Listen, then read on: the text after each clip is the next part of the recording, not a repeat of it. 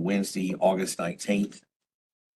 At this time, I would like for each of the audience members to please stand and state your name and who you represent if you're here representing somebody. We'll start right there with you, ma'am.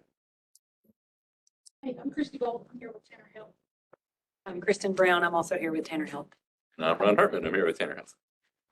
Scott Daniel, Board of Pharmacy. Anne Marie Nolan, Board of Pharmacy. Michael Moore. Jim Easter, Baptist Health, Orlando Health. Rick Gray, the Southern Group. Jim Driscoll, Driscoll CPA firm. Rachel Burrell, True North RX. Jordan Beatty, Infirmary Health. Good morning, Heather Hughes, Publix Pharmacies. Morning, Jimmy Phillip, Walgreens. Morning, Rob Gaddis, CVS Pharmacy. Kelly Littlejohn, Alabama Department of Insurance. Mary Coleman Roberts, Alabama Department of Insurance. Tom McCarthy, Department of Insurance. Todd Brooks, Board of Pharmacy. We've got Susan Albertson, Board of Pharmacy. All right, at this time, if you're on the WebEx and you don't have your full name on the screen, please email that name to John Lena at jlena@albop.com for the record. Before we get started, I'm going to ask Mr. Brooklier to give us please an invocation and a pledge. Let's bow our heads, please. Thank you, Lord, for this opportunity to serve you, to serve our state, and to serve our profession. We ask that you watch over us today, guide us, protect us, and lead us in the right direction. Lead all of us to you. Help protect us today as we go home, and let this meeting move in smooth and organized fashion. And we ask these things in the name of the Father, Son, and Holy Spirit. Amen. Amen.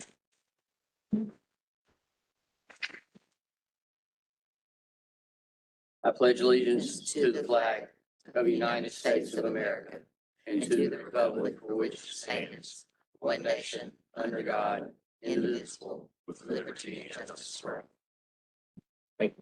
Thank you.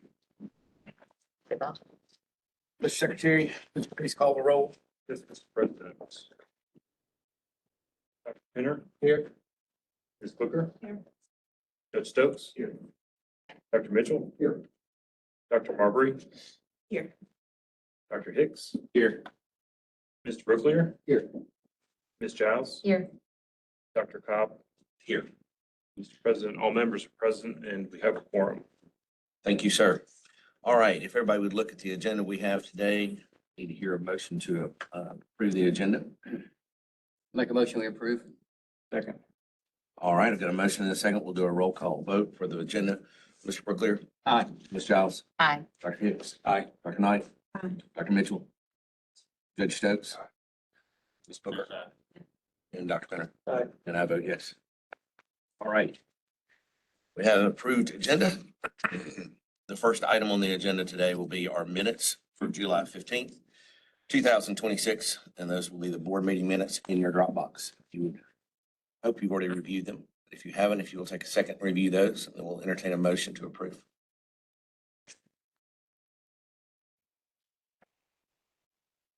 That's right, we doing the board meeting minutes. Yes, board meeting minutes first. I make a motion, we approve. Okay, have a motion. Second. Have a motion and a second. How do we vote? Aye. Aye. Aye. And I vote yes. All right, the next item on the agenda is July 15th, 2026 interview minutes. Again, take a second to look at those if you haven't already. I think most of us already have. Ready. That's fine.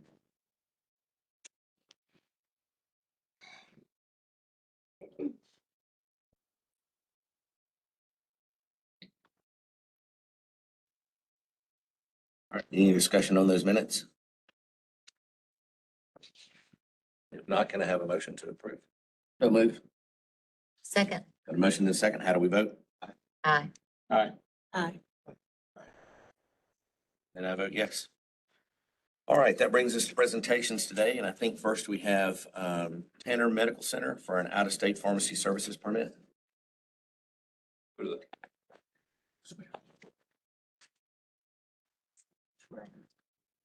I'm going to swear you in. Do you solemnly swear or affirm the testimony you will give will be the truth, the whole truth, and nothing but the truth? I do. I do.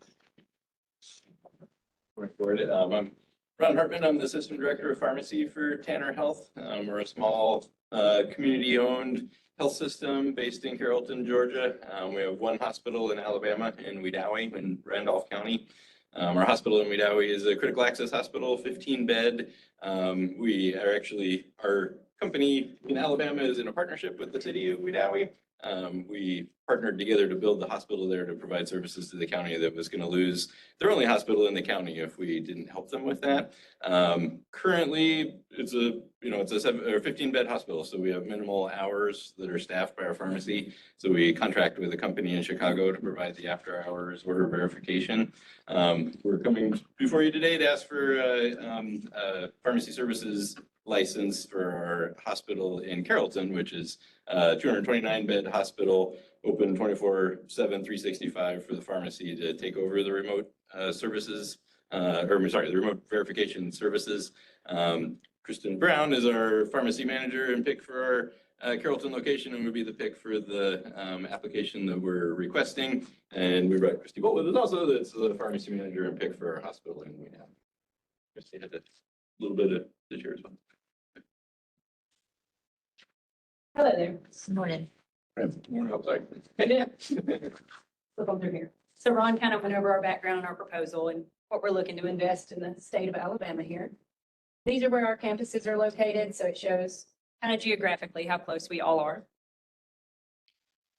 All right, so I'm talking a little bit more about the data. So this slide and the chart on the right shows our average daily patient census. So we have measured over the last 13 months, just daily encounters. Encounters for us are things like ER visits, infusion patients, inpatients, admits, things like that.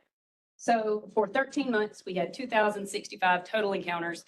We divided that over the months. That comes out to about 5.7 encounters per day, which is about 6 patients.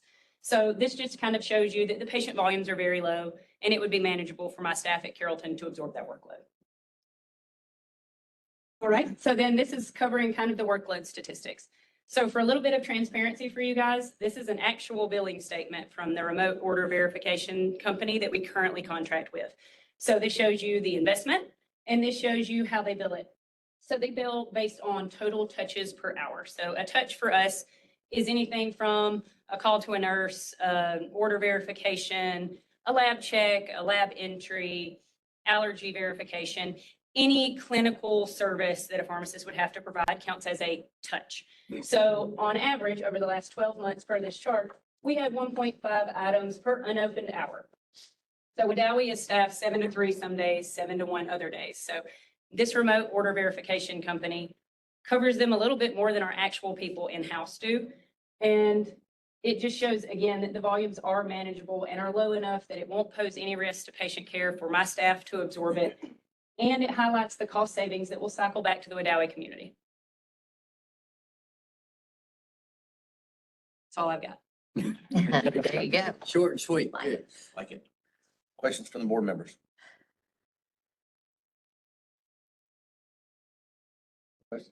No questions. All right, so I've got a few. I guess first and foremost, just to be clear, what you're proposing is to do away with the contract service and bring that in-house. Is that Yes. is that correct? Okay. So then the next question I've got is more of a technical one that maybe I should have brought up to council beforehand.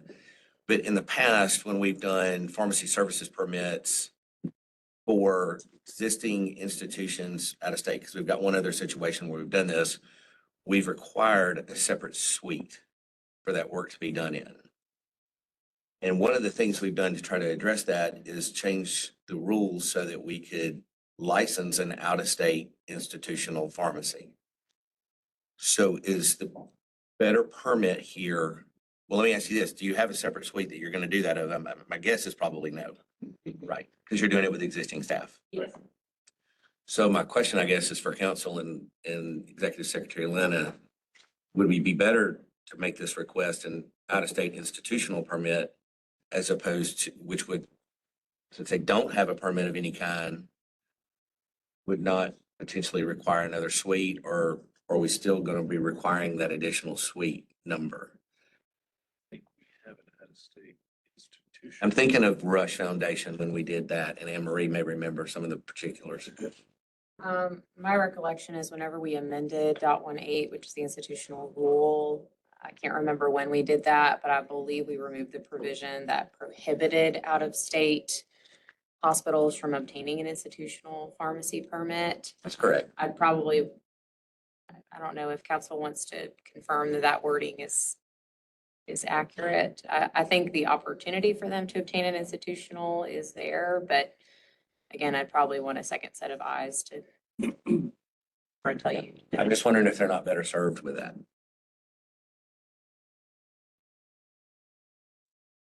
You were correct in that in prior presentations, we've required out of state to obtain a different suite number. Since the pharmacy services permit would be in this suite, hospital is the rest. Just a technical issue where you got to figure out. Mr. President, I would want a few minutes to not speak extemporaneously on So we, that technical. so can you want to table this for a minute and let them come back after the next presentation? That would be okay.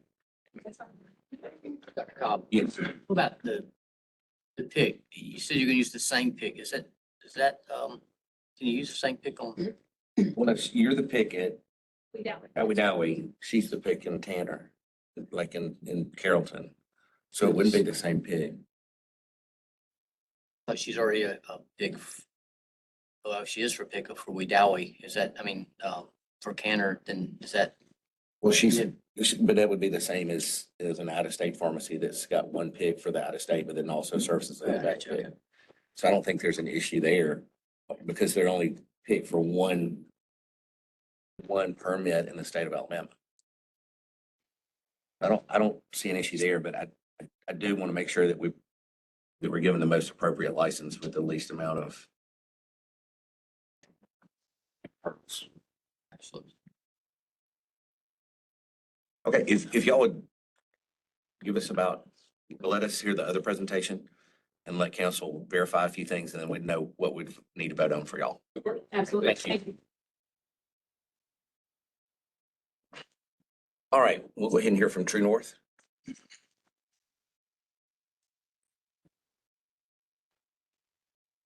Do you solemnly swear and affirm that the testimony you will give will be the truth, the whole truth, and nothing but the truth?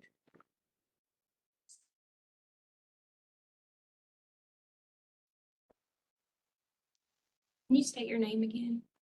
Rachel Burrell. Rachel Burrell here presenting True North RX and seek of a pharmacy services permit this morning.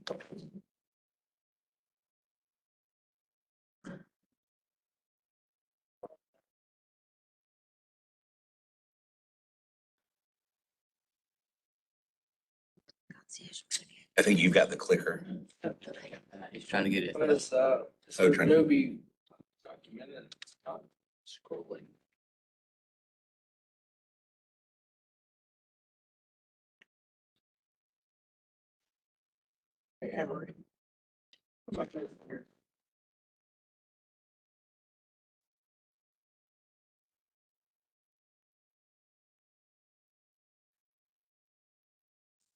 Sorry, I need some glasses.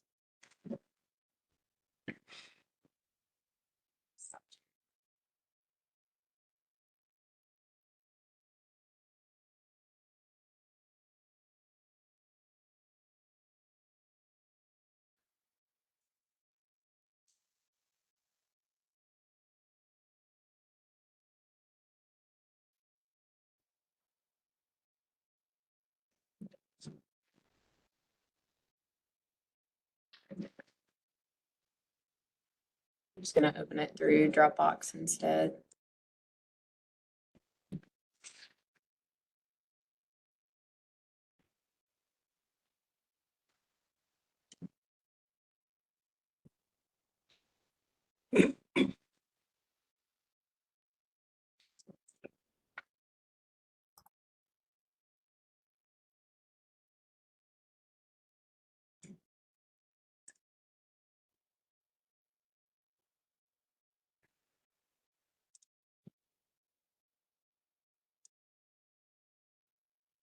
Rachel, are you okay if I just proceed? Okay. Yeah, so you can go ahead and go to the first slide. So True North RX is geared at the older adult who is in maybe the 5, 10, 15 years of life prior to long-term care. So these patients have accumulated many medications over the course of their lifetime and likely have several specialists and providers that they are following up with regularly. And for the layperson, this can be very overwhelming. So the True North RX relationship begins with a consultation. It is where I have the chance to meet family, lay eyes on any prescriptions, over-the-counter supplements that the patient is taking, and also gather all past medical history, a provider list. Basically, this is just a fact-finding mission so that I have an accurate baseline care plan for the patient going forward. The second piece of the relationship is a monthly membership. This includes accompaniment to one physician appointment and any other concerns that may arise, whether that's adult children checking in on their parents or any general non-emergent counseling concerns that would come from the patient. This monthly membership also includes coordination of care, any provider communication, and any appointment follow-up that's needed. The third aspect of our relationship would be any additional visits that the patient wishes for me to accompany them to, any additional physician visits in addition to the one that's included in the membership, or any in-home visits. So this is True North RX just at a glance. And moving on. The next two slides are going to pull from those three areas just to give a better idea of exactly what True North RX will be doing, and equally as important, what True North RX will not be doing. So first we start with the consultation, which is a comprehensive initial assessment. Ideally, this is done in the home so that, again, I can lay eyes on everything, really get a feel for compliance and what the patient is actually doing, just to give me the best chance at getting an accurate care plan for everyone to use going forward. From there, I will begin appointment accompaniment. I will go to the one physician visit per month with the patient, and depending on the specialty of the provider and goals of the patient, we will prepare for that appointment so that we can optimize our time with the physician. So whether that's specific labs to request, or if adult children have specific questions that they want to get answered, we can make sure that we're prepared for those visits. At each visit, I will be taking detailed notes and through conversation, try to anticipate any questions that may arise after the visit. And after the visit, I will also be doing a written summary. This will include any changes that were made, any follow-up plans that I will share with authorized family members and also any members of the healthcare team as needed.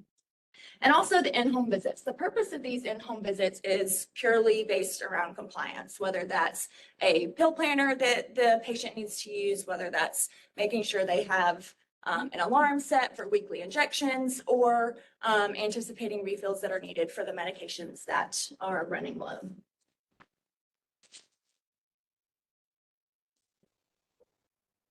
So like I said, I think this slide is equally as important to what I will be doing. This is what True North RX will not be doing.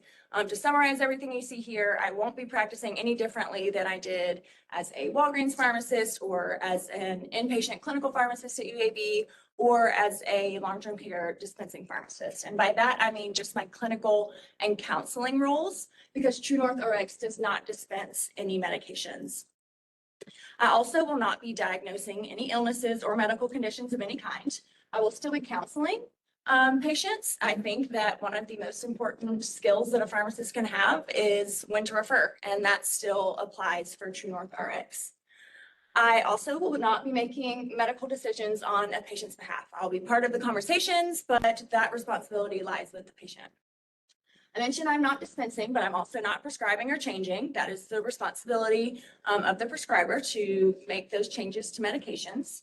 And similarly, I will not be providing any nursing care or hands-on care, whether it's wound care or medication administration. And lastly, will not be providing any transportation for patients. All of these limitations are clearly listed on the website. They're in the membership agreement, and it will be a topic of conversation at the onboarding consultation. The prior two slides were more patient-facing do's and do nots of True North RX. And this slide, it's a few more things that will be done sort of behind the scenes, but I think worth mentioning, as it's really important to keeping patients safe and respecting their privacy. I mentioned an authorized list of family members. So that authorized list. That happens when at the onboarding consultation, I'll get a list from the patient and they can of course change or update that at any time. And that is what I'll be using for sending out summaries from any appointments and also when I'm determining or how to determine who I will and will not communicate the patient's information with. Records will be retained according to all applicable laws and when the time comes, destroyed using secure methods designed to render information permanently unreadable and unrecoverable. So in short, this is True North RX and I'm happy to entertain any questions. Any questions from board members? Tell me where you will be practicing, what's your area? So I have an office in Homewood, but Okay, ideally, the onboarding consultation is done in the patient's home, again, just so I can lay eyes on everything and really get a good picture of what's going on.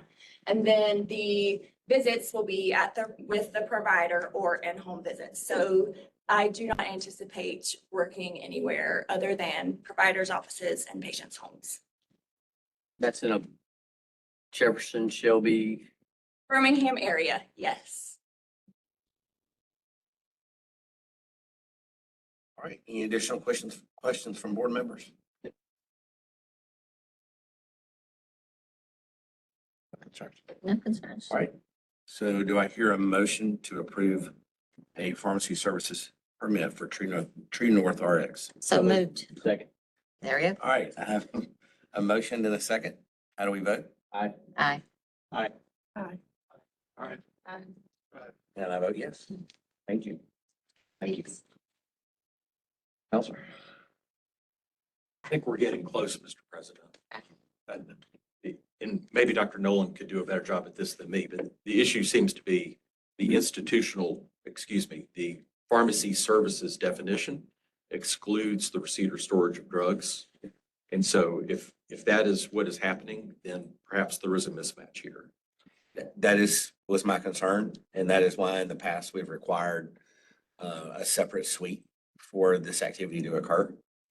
And a suite that could be inspected that would be free of drugs, which is why I think granting an institutional permit, an out-of-state institutional permit, which we made the change to do based on some previous requests, is probably the proper permit. Maybe we should confer with them offline and submit a different application or tweak what is being asked for. I think we could, I mean, I'm fine if the board's fine and council's fine and they're fine with moving forward with an institutional permit, an out-of-state institutional permit. If Dr. Nolan is thinking the way I'm thinking. I think so. The application that's in the system is pharmacy services, so I would have to make sure that we might need them to just reapply. Obviously, the fees are different potentially if they're pursuing institutional versus pharmacy services. But regardless, the new application would probably need to be submitted online. So can we approve pending that receipt of the new application? Any issue with that? Please so. Be approved at the staff level, I would think. Yeah, we don't require presentation for out-of-state institutional to my knowledge, so we're only here today because it's a pharmacy services. Right. Okay. All right, are y'all following us? I think so. Okay. I mean, the issue, as council said, I'll restate just for the record, is that pharmacy services permit doesn't have storage of drugs. You obviously are going to be performing this service in a location that has drugs. And which is the need for the suite, the additional suite, which I realize is kind of cumbersome and doesn't make sense. And now that we have the ability to do an out-of-state institutional permit, it just seems like that's a more fitting request. And probably a more proper and workable permit for you to have in the future. It would allow you a little more leeway with some things. That would be great. Thank you. I guess, since we drug them down here for presentation, is there an option to, considering what they're trying to do for the community outreach in the rural area, is there a mechanism where we could reduce the fee to reduce the application fee to the pharmacy services permit fee? Well, I don't know about if we could do that, but what we certainly could do, I think, is apply what's already been paid to the institutional permit. I don't even know what the differences are dollar-wise. Look up what the difference is. But it would not be a completely new fee. The fee for the pharmacy services would be incorporated into the. Whatever that is. And I don't know that they're that different. By statute, we couldn't reduce the fee just because the statute wouldn't allow for it, but we don't have to make them pay twice. All right. Y'all good with that? I would like to make a motion to accept Tanner Health's proposal pending a new application and approval by the staff. All right, I got a motion in a second. Everybody? Aye. Aye. Aye. All right. I vote yes. Sure. All right, the next items on the agenda are the reports. We get the treasury reports, Mr. Brooklyn. All right. All right, here we go. Here we go. Short and sweet. We are 83% away through the year, and total revenues are at 88% of annual budget, and operating expenses are at 75%. So that's a good thing. Licensing revenues are at 88.5%, which is typical. You're going to be ahead of the year because usually the collections are earlier. So it looks good. All the details are on the website. I encourage you to go there and look. That's it. All right. Can I get a motion to accept the treasurer's report? So moved. All right, I got a motion in a second. How do we vote? Aye. Aye. Aye. And I vote yes. The next item is wellness report. Are you doing that, Yes, Mr. sir. This is provided by Dr. Garber on 8/1 of 2026. Follows is the monthly report of current work of the Wellness Committee. All of our folks presently being monitored are without complaint and their screens have been negative. Current work, there are 5 pharmacists in process at this time in residential treatment, held out or going for evaluation. 1 pharmacy tech in process at this time for in treatment, held out or going for evaluation. 2 pharmacy techs in process with no return contacts. There is 1 pharmacy student in process at this time in residential treatment, held out or going for evaluation. There's 1 pharmacist who has relapsed and is deciding about treatment or giving up their license. We're giving them a little more time to decide while not working. Outside of this number, we have 46 pharmacy health professionals who are being monitored. To be expected for the number of licenses. It is slightly up from last year. Thank you, Mike Carver. Thank you. All right, Investigator Shell, we'll stay with you for the chief investigator's report. Thank you, Mr. President, members of the board. The chief investigator's report for July of 2026 has been uploaded to Dropbox for your review. It contains comprehensive statistics related to inspection and investigative activity conducted during the month. During the month of July, investigators completed 134 compliant inspections. Of those, 0 inspections resulted in observed violations rising to the level of generating a complaint or potential statement of charges.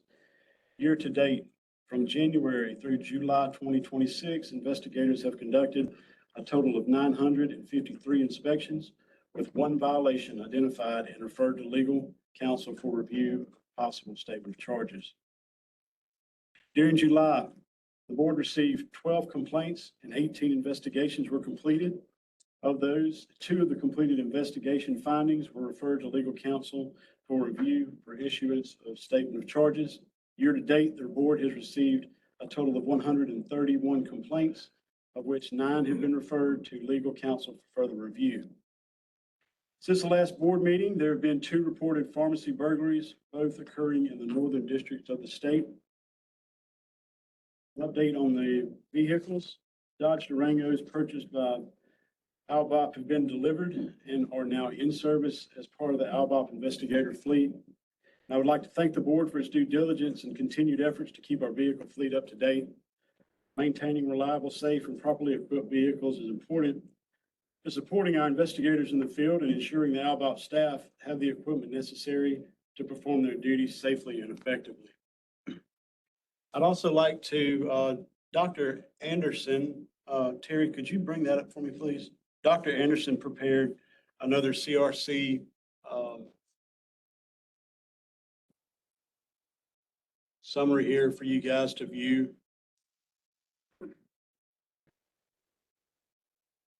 This shows where we were at from January to July. That did not include the CRCs from yesterday, but January to July of the total number of case review committee cases that you guys reviewed, 65 of the 117, that's 56%, resulted in no violation or no action. 32% resulted in corrective or educational letters. We had 7% were actually surrenders from licensees. 4% were escalated and 1% were referred. So that's just something Dr. Anderson keeps up with, and I'd like to provide that to you guys quarterly. Mr. Shaw, when you say referred or escalated, could you tell me what those? So generally, escalated would be escalated to another additional investigation or possibly for a statement of charges if further investigation finds that, or that you guys deemed it necessary to go for a statement of charges. Referred is, we refer those to other agencies, other state agencies or other law enforcement Like agencies. drug diversion, that kind of thing. So basically escalated, there were five cases this year that were escalated to the potential of just being reviewed for a statement of charges. Potential for the The review. potential, they weren't. That's 5 of 117. 5 of 117, so that's 4%. Yeah, that's a really, yeah. That's really, I mean, that's a good number for everyone to understand, that we see a lot of things come through, yet very few are large enough to be moved on to a statement of charges, which would lead to penalties or fines or regulations. So. Comment I'll make along with that. The unfortunate part of the CRCs is we still don't use that 117 complaints to educate the community, the providers with the complaints that the board's receiving to help improve protection of public health by other pharmacists being able to learn from those complaints. And so that's something, I've talked about for several months, pretty much since I've been here, is there's a lot of information that we see that improves our ability to practice pharmacy as board members. Absolutely. That we don't do a good job of sharing to the community that would help other pharmacists, the 99.9% that are not on the board, to improve protection of public health. So, I'd like that to be a focus of us moving forward, is to find a better way to make that information readily available and distributed to show the benefit to public health that we provide. Totally agree, Jeff. I think that we do see cases, and it is informative. We learn things that are being done that maybe we didn't know were being done incorrectly, or that was an incorrect motion. So I think if we, later on, as we move toward that, we've just been very careful about protecting people's privacy. It's very important to us, is to protect the privacy of someone. Like someone could complain about you out of spite. We just don't want to harm someone's reputation or their professional career because someone had a vendetta. So that's just been our difficulty, is we've been so cautious trying to, protect the innocent, that I'm sure we could find some way to at least get the facts of the case out without exposing anyone to that kind of potential harm. Any more discussion? All right, we'll move on to our executive secretary's report. Thank you, Mr. President, members of the board. Since our last meeting, we've had 2 reported pharmacy closures in the state. Those pharmacies were in Addison and West Blockton. The Department of Public Health did receive public comment in a meeting in Montgomery in July 22nd on the proposed rescheduling of medical cannabis, subject to a state level program from Schedule 1 to Schedule 3. State Committee of Public Health will consider the rescheduling in a future meeting. It's not on their August meeting agenda, which I believe is tomorrow. So at least September before we hear final on that. Pharmacists will be able to request and receive access to the Medical Cannabis Commission's portal and patient registry. That agency reports that programming for that level of portal access is being finalized and should be available in the coming weeks. A note on peptides, FDA's Pharmacy Compounding Advisory Committee, or PCAC, met on July 23rd and 24th to consider 7 peptides for possible inclusion in the 503A bulks list. Addition of these peptides to the bulk list would allow traditional compounding for specific patient needs, but would not allow manufacturing or distribution of finished dosage forms. The committee voted to recommend the inclusion of 6 peptides. Those were BPC 157, KPV, TB 500, MOTSC, CMAX, and Epitalin. The committee did not recommend imideltide for inclusion. Recommendations don't allow the compounding of these peptides. FDA will review the committee recommendations, make a decision whether to include them in the bulks list, but there's no required time frame for FDA to take action on the committee recommendations. And PCAC is expected to review a second set of similar peptides in 2027.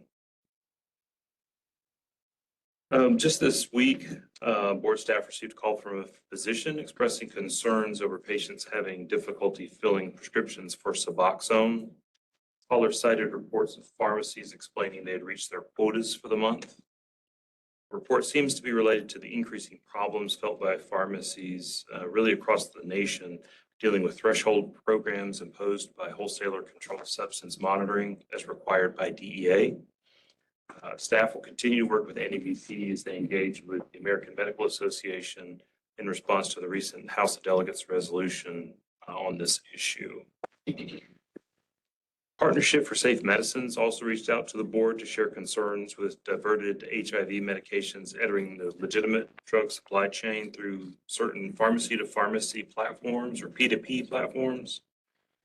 PSM has also expressed interest in presenting additional information during a future board meeting as early as October of this year. Pharmacies purchasing inventory through the P2P sites are encouraged to review the information at safemedicines.org, which provide guidance for, among other things, red flags for suspicious products sourced from any supplier. That may include things like torn labels and smeared labels that indicate a solvent was used to remove a patient label, missing patient outsert, all of the things that are red flags under DSCSA. They have some good resources available there.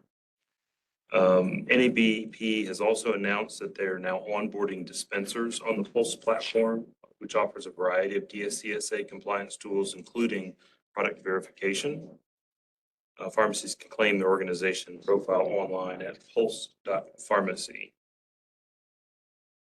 This month, I met with the executive director, Claire Austin, board chair, Jason Jones, and member Jennifer Weathers of the Alabama Board of Home Medical Equipment.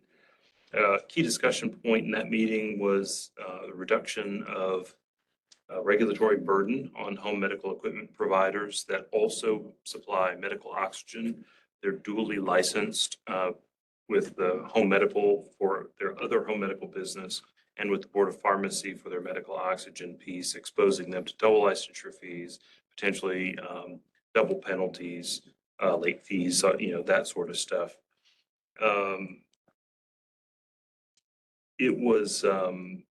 It's understood that statutory change would be needed to consolidate permitting under those boards, under one board.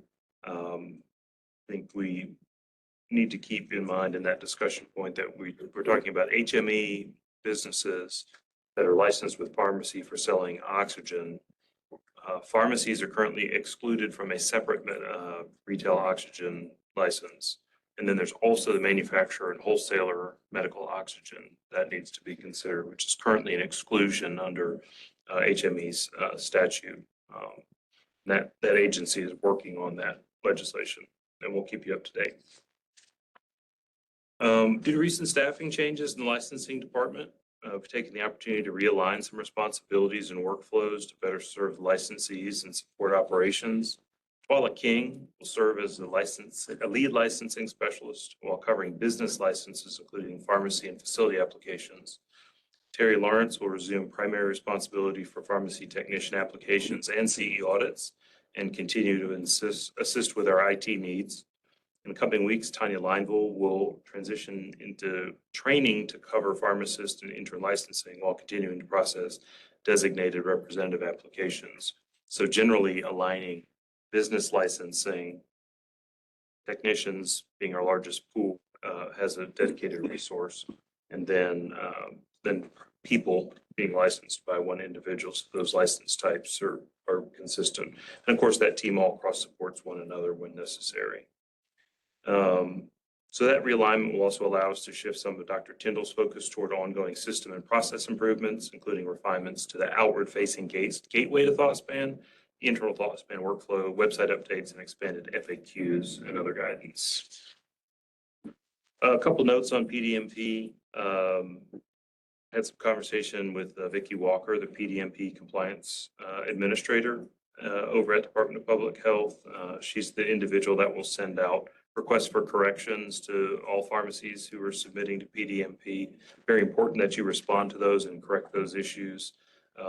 Since the inception of the program, PDMP errors have gone from 78,000 to now 6,900 at the end of July of 2026. And so there's still some room to be made, but fantastic progress on the part of dispensers who are correcting their PDMP issues. And finally, a reminder on the Department of Insurance. The Pharmacy Benefit Manager Compliance Division of the Department of Insurance investigates complaints and violations, alleged violations of Alabama's PBM laws. They have a bunch of helpful guidance on their website, including a complaint form, reimbursement complaint template that can be used to organize your complaint for DOI, and some complaint best practices. Simple things like don't include rejected claims, and work all of your DURs before you submit those claims. Make sure that you actually have a clean claim response before you submit your response. That's all I have this month, Mr. President. All right, thank you. Thank you, Mr. President. Ladies and gentlemen, there really is not an attorney report this month, except that we have one litigation matter pending in the Montgomery Circuit Court, which I think it would be appropriate for us to take to executive session to discuss options with your attorney for the pending litigation. That might take 15 minutes. We could do it now, or we could do it at a more convenient time. We'll do it at the end. We'll do it at the end. At the end, okay. All right, so on to old business. First item is the public hearing for 680-X-2.50 civil penalties. This rule is amended to propose to implement a formal advisory scoring mechanism for the imposition of civil penalties. The board received 2 comments for review. Those are both in your Dropbox. And I think everybody has reviewed those. We do have one person signed up for public comments, if y'all are ready to hear public comments. Sure. Okay. Nope.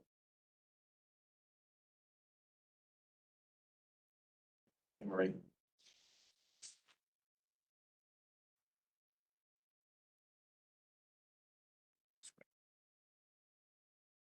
I'm going to swear you in. Do you solemnly swear or affirm the testimony you will give will be the truth, the whole truth, and nothing but the truth? I do. Can you state your name? Janine Phillip. Good morning, President Cobb, members of the board. My name is Janu Phillip. I'm Director of Walgreens for Pharmacy Affairs for, the Director of Pharmacy Affairs for Walgreens. First, I want to thank the board for the opportunity to comment on these proposed rules. Walgreens does support the board's effort to implement the legislative directive and establish a more transparent and structured civil penalty framework. Today, I'd like to focus most of my comments on what I think is the single most important issue within the rule, which is the definition of the term violator. As you may recall, I previously commented on the importance of clearly identifying the regulated party. So in Rule 680-X-2 -.40, the board ultimately changed the term entity to the term permittee. And we appreciated that clarification. In a similar manner, this rule uses the term violator, and it's not clear whether that means a pharmacist, a permit, a location, or a corporate owner. And because the compliance history affects the penalty score, I believe that distinction should be addressed before the rule is finalized. The proposed rule specifically states that the business size should not be considered when determining penalties. However, if compliance history is measured as at a broad corporate level, larger operators could accumulate higher compliance history scores simply because they operate more locations and have more regulatory interactions. In other words, company size could indirectly influence penalties, even though the rule says it should not. So we respectfully request that the board clarify that the compliance history is evaluated at the level of the specific license that is subject to the disciplinary proceeding, unless the board determines that the violation resulted from some type of company-wide policy or practice. And that revision would allow the board to appropriately address systemic issues when they truly exist, while ensuring that isolated events are evaluated fairly and consistently.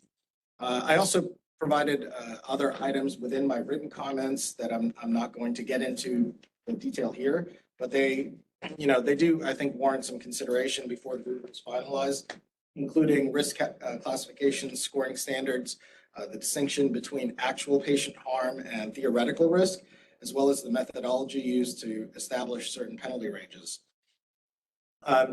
President Cobb, if it's okay, I can give my 2 sentences regarding the appendices as well. Wish you got time. 15 seconds. Go ahead. Well, yeah, because you got This is for the appendices. Yeah. So- Go ahead while you're here. Yeah. I think I'm the only one who signed up for commenting on that one. So regarding the appendices, because the proposed framework relies heavily on scoring determinations that can significantly impact penalty outcomes, Walgreens believes that transparency would greatly be strengthened by requiring written findings that explain the basis for those determinations. Specifically, respondents and stakeholders should understand the score assigned in each category. So the facts that support those scores, as well as any aggravating or mitigating circumstances that influence the final outcome. Likewise, any departure from that specific calculated penalty should be supported by written findings that clearly explain the rationale. Doing so would promote consistency, improve predictability, and enhance confidence in the fairness of the disciplinary proceeding. Again, Walgreens supports the board's objectives of transparency, consistency, predictability, and protection of public health. We believe that clarifying the definition of the term violated, together with the greater transparency regarding scoring determinations, would significantly strengthen the proposed framework and help ensure those objectives are achieved. Thank you for your time and consideration. I'm available for questions. Any questions from Jeanette? A couple of comments, Dr. Janu. First of all, the size of the company does not matter. And we took precautions in that.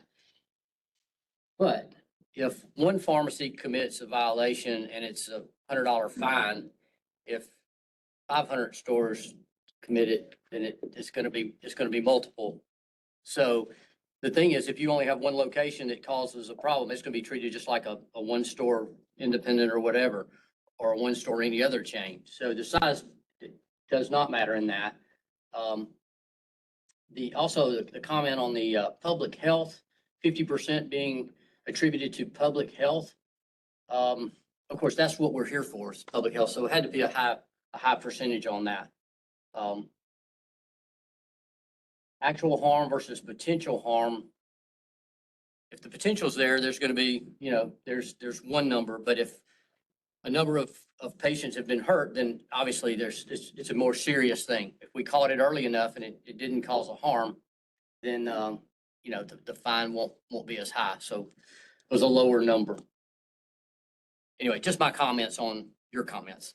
Yeah, and ultimately, I think we're on the same page as it relates to what you just said. I think what we're looking for really is clarity so that the history doesn't take into account. So if one location A has a violation, location B doesn't get targeted with the history of location A. That's ultimately correct. what we're seeking clarity for, because in the rule itself, it specifically uses the term history of the violator. And what's unclear is the violator Walgreens as a company, or is it violator that permit holder, that one specific permit? So that's what we're seeking clarity for. Well, I think the violator would be the facility, the pharmacy on which it happened. And that's how we take it in each one of these cases. We, unless it would be a systemic company policy that causes that violation. Yeah, ultimately, we're seeking that clarity in the rule itself. Right. So because your board may decide, these board members may decide to treat that term one way, a future board might decide to treat that term a different way because it's not articulated in the rule. The violator is the one who got the statement of charges. So if the statement of charges went to Walgreens as a corporation, then it's Walgreens as a corporation. If it's Walgreens store number 10579, then it's store 10579 and previous charges there. So it's more detailed than just Walgreens. It's that. And if it goes to the pharmacist, then it's that pharmacist, not the tech that's working with them or the partner pharmacist. It's that. We've seen this history in other states, which is why we bring it up. Right. Well, thank you. Thank you. Thank you, Janelle. Comment from council on any of that? I sort of took it as, thank you for the comments, Mr. Phillip. I took it as sort of self-evident, as some of you have said, that the violator would be the individual permit that is on the front page of the statement of charges, and that as a general matter, pharmacies, for example, under common ownership, it could be any facility under common ownership, wouldn't count as far as the compliance history. I took that part of it as self-evident.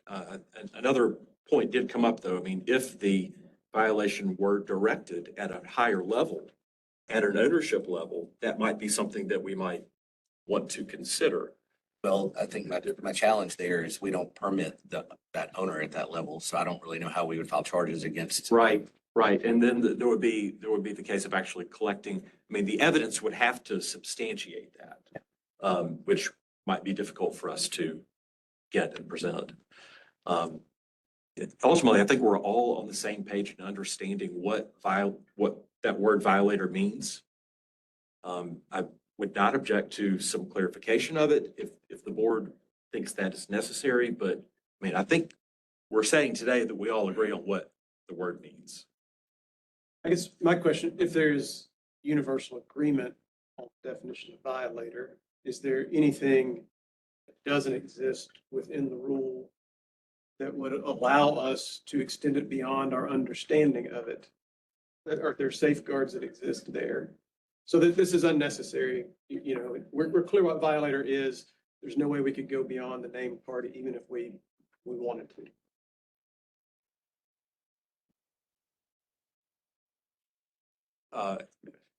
It's just the word violator. I don't know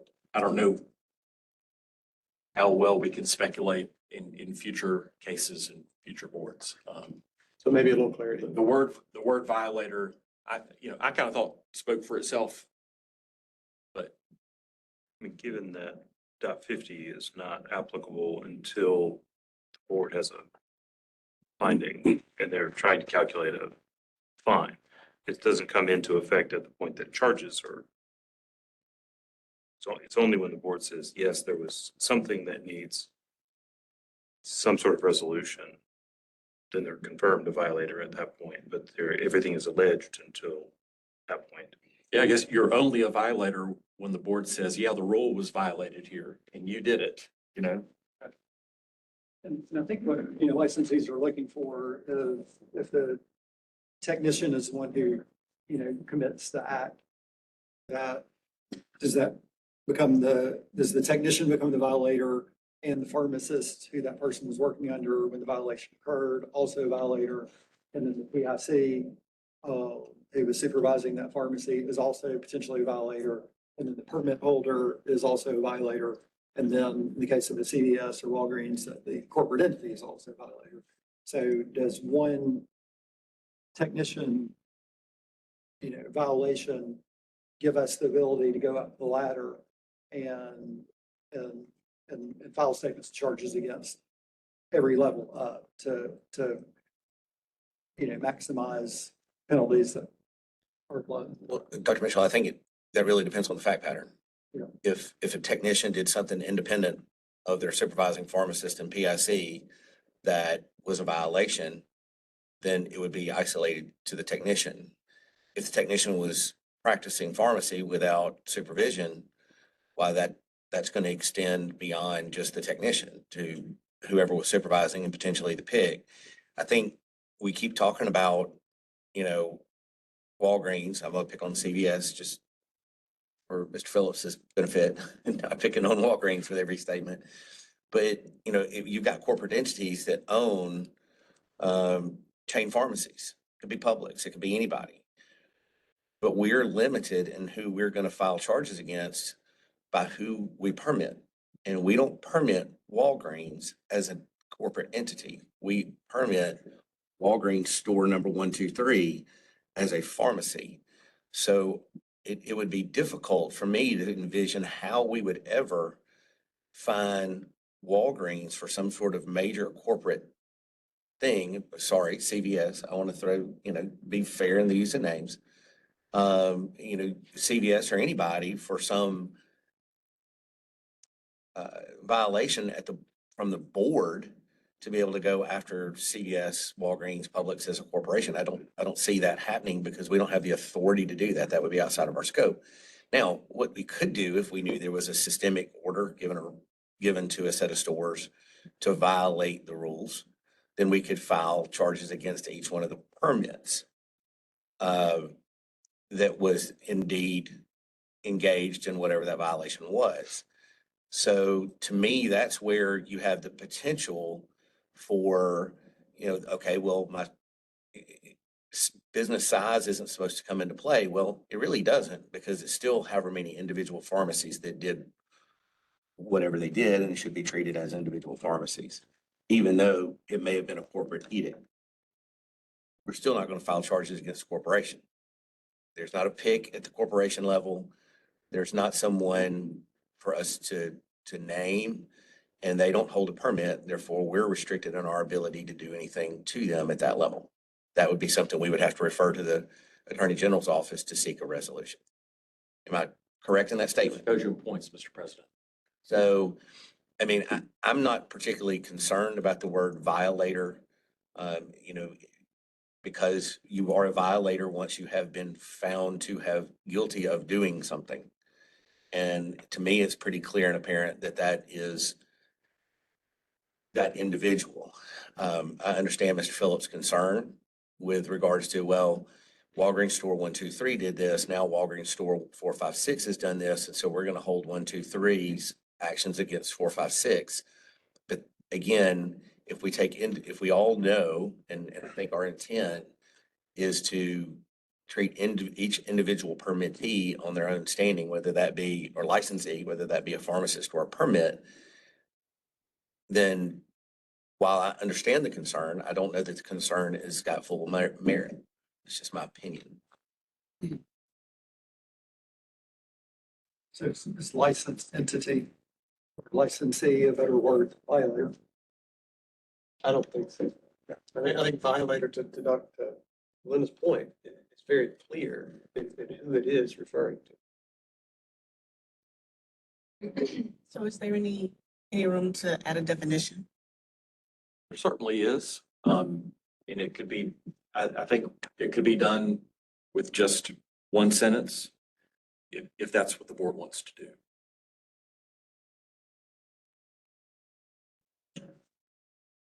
All right, so let me just poll the board real quick. How many people are leaning toward wanting to add a definition of violator, just by show of hands? I think it's recent. I got 3. Okay, so that won't carry. So we'll move on from that topic. All right, so we have other comments that were in the Dropbox. I'm going to ask council if there's any comments he needs to make, or if he's comfortable or finds any merit in some of the concerns. I, of course, always review all the comments in detail, as I know that you guys do too. I don't see anything in the comments that requires, from a legal standpoint, any change in the rule. I think that we've done a lot of work on it, and I think the work stands on its legal and substantive merits. Any discussion on that? I'd like to bring attention to the level of risk rubric, which is the risk of harm, non-existential, real versus demonstrated patient harm. That you're in the rubric and appendix? No, it's not in the rubric. I'm in dot 50. Okay, Yeah, so this is the text explaining the rubric. okay, cool. So it's, the bottom of the page is 2-.50-2. And I've talked to a lot of pharmacists over the last couple weeks on the, again, level of risk is 50% of the score. Because obviously we're here to protect public health. Concern that was brought up to me that I really missed as a pharmacist that I feel like we should really look at is that demonstrated patient harm. Like there are 4 categories: risk of harm, non-existent, real but low, and then real but significant. So 3 categories are risk of harm, which means that any amount of harm, no matter how insignificant, automatically starts at 45 points. So the comments that I had from some pharmacists were if I dispensed an eardrop as an eye drop and the patient put 1 drop in their eye and it burned, then that is harm. And so if that rose to the level of SOC, which could, especially if it was a repeat occurrence, then that simple 15-minute burn or 5-minute burn or discomfort is actual harm. So we've automatically guaranteed every SOC that the other example that I was given was if a topical cream, was applied to an open wound, that burn, I think we've unintentionally classified any harm at all, 1% harm, 0.1% harm as demonstrated patient harm. We have no allowance in that category we're automatically at 45 to 50% of the maximum penalty.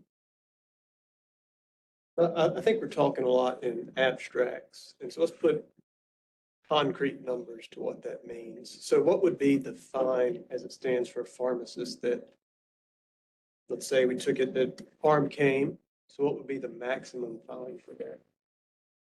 In the sterile products category, that could be max of $50,000 or $40,000, really. Well, pharmacist?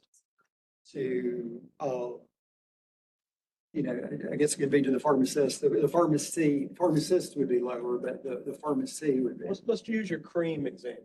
Let's just stick with that. So what would that fall under? Does anybody have that for what the max would be there? Well, Dr. Penner, not to interrupt you, but I want to point out that both of the examples that have been given have been medication errors. Yeah. And we don't fine for medication errors. But I'm trying to take argument that on the chance we do that, Yeah. what would be the maximum penalty? Understand? And then knowing that the maximum penalty, we would only be hitting, it's going to be pretty low, and we'd only be hitting 40 to 50% of that if this was a first time. So as a theoretical argument, it's still so low. Well, not only that, but then there's a couple of things that as I hear these theoretical arguments, is that number one, we don't make a practice out of fining over medication errors. That's not, we're not here to punish you over medication errors unless they're somehow willful, intentional and continuous, right? So that's. Or a continued pattern. Yeah, continued pattern. I mean, so that's number one. So the fact that you'd even get a statement of charges on something like that, I mean, how many times do we see those in CRCs and we say, send them a letter, send them a concern, or don't do anything. So that's number one. Number two in this whole situation is that we still have the ability to find zero. So there is no way that I can conceive of finding a pharmacist who gave an ODIC for an optic, which is a med error. So how do we have even a statement of charges to begin with? But even if I do, I can't imagine, no matter what the rubric says, saying, no, we're going to actually fine you that amount. Unless, of course, you were a compounding pharmacy preparing what you were selling as an ODIC, or an optic, but you were really preparing an ODIC. Now, that's misbranding, which is not a medication error, is willful and intentional, and probably is widespread. So there's a whole other set of facts there that would concern me. I was only attempting to cast us at our most evil. Yeah. What is the most we could extract from the people who are skeptical? Right. And using the example here where we have, a little bit of a burn. Taking in abstract, can we put it in a number? What is the most we could extract from a pharmacist at our most evil? All right. So has anybody done that math? That's what I didn't, so wherever we started, let's say that fine was $5,000. If this is a first time occurrence, so there's the zero for that, the most we could do is about $2,500. And that's assuming we even file the statement of charges. Right, and that we don't reduce it, and that we, so that's all I was trying to do, it's probably relatively small, and that's if we went as hard as we could. You know what I mean? I agree. 9 people had to agree, or at least a majority of us, that this is heinous, and we need to just extract as much as we can. Sorry, I'm not talking too much.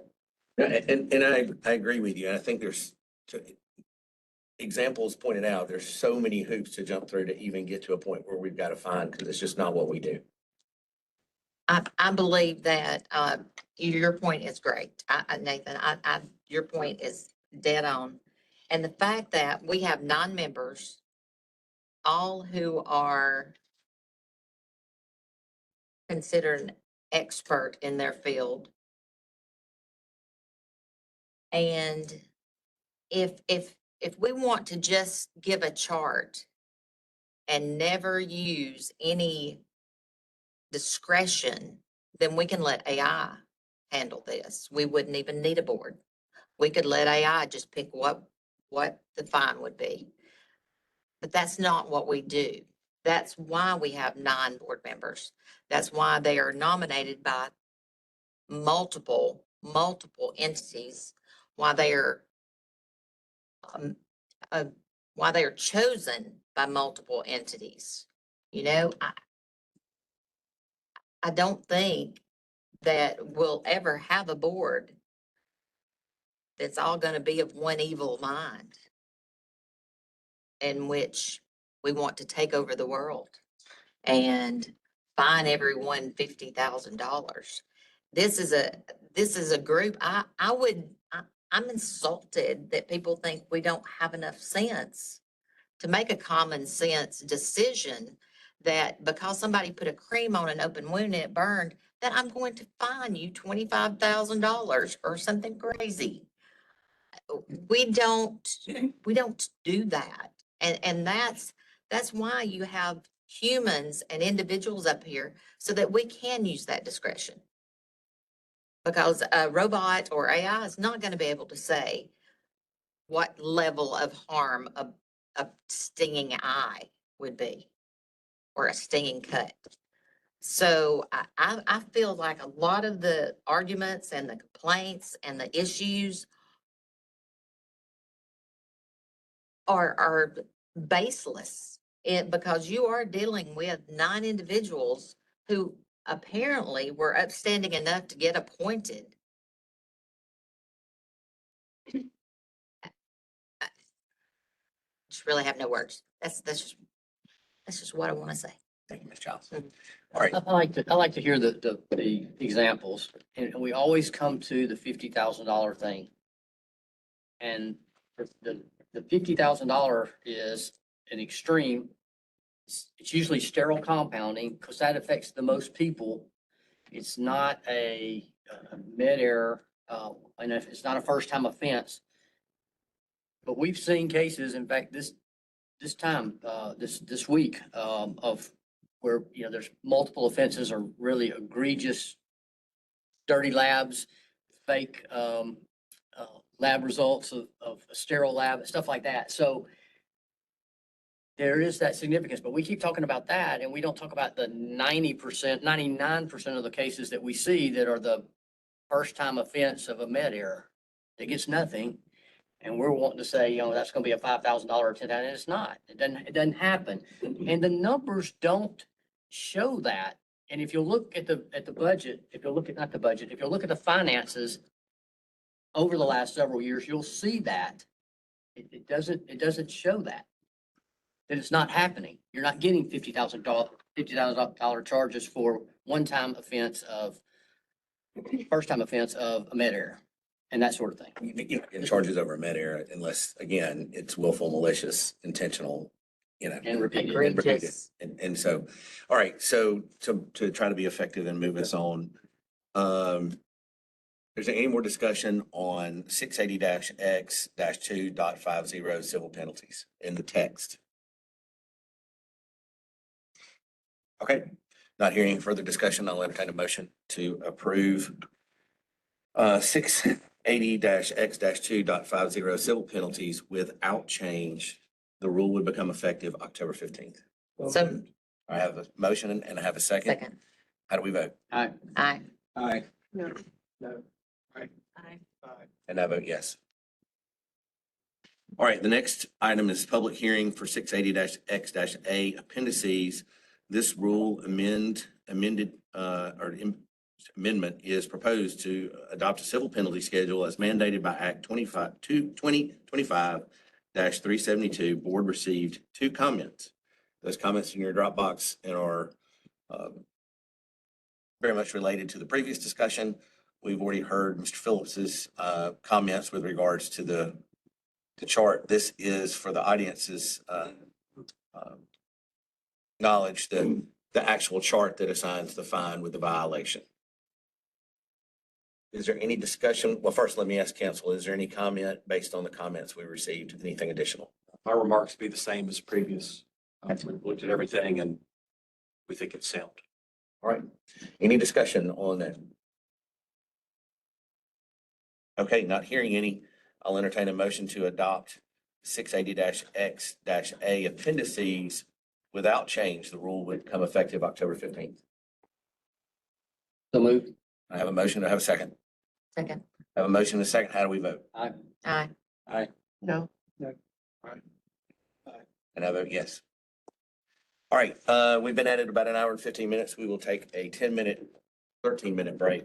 I've got 10:17 now. We will come back at 10:30. We're in recess.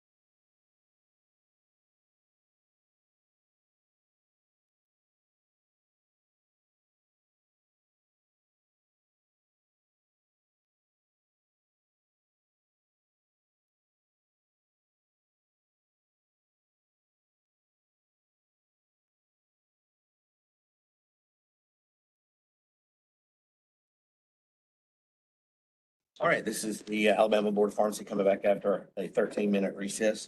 We're still on old business. The next item is updates on other current rules in the rulemaking process. New Rule 680-X-1.03 petition for declaratory ruling of the board establishes an official process for a declaratory ruling. The rule became effective August 14th. A new Rule 680-X-1.04 petition for adopting amendment or repeal of a rule establishes an official process for adopting, amending, or repealing a rule. The rule became effective August 14th. New Rule 680-X-1-06, officers of the board, outline the responsibilities of the officers of the board. The public hearing is on September 16th. Comments are due to Anne Marie Nolan by end of business September 15th. New Rule 680-X-1-07, meetings of the board, outline the framework for a business meeting of the board. The public hearing is September 16th. Comments are due to Anne Marie Nolan by end of business September 15th. Amendment to Rule 680-X-2-.14, the role of the technician in pharmacy, corrects the statutory citation. The public hearing is on September 16th. Comments are due to Anne Marie Nolan by end of business September 15th. Old business number 4, 680-X-2.23, drug manufacturers, wholesalers, distributors, private label distributors, repackagers, third-party logistic providers, outsourcing facilities, reverse distributors, and retail medical oxygen suppliers. Last week, the board received the first peek of a rule to establish a fee for the initial renewal permits for these facilities and designated representatives. Please review the draft in your Dropbox. That is old business 4. Proposal.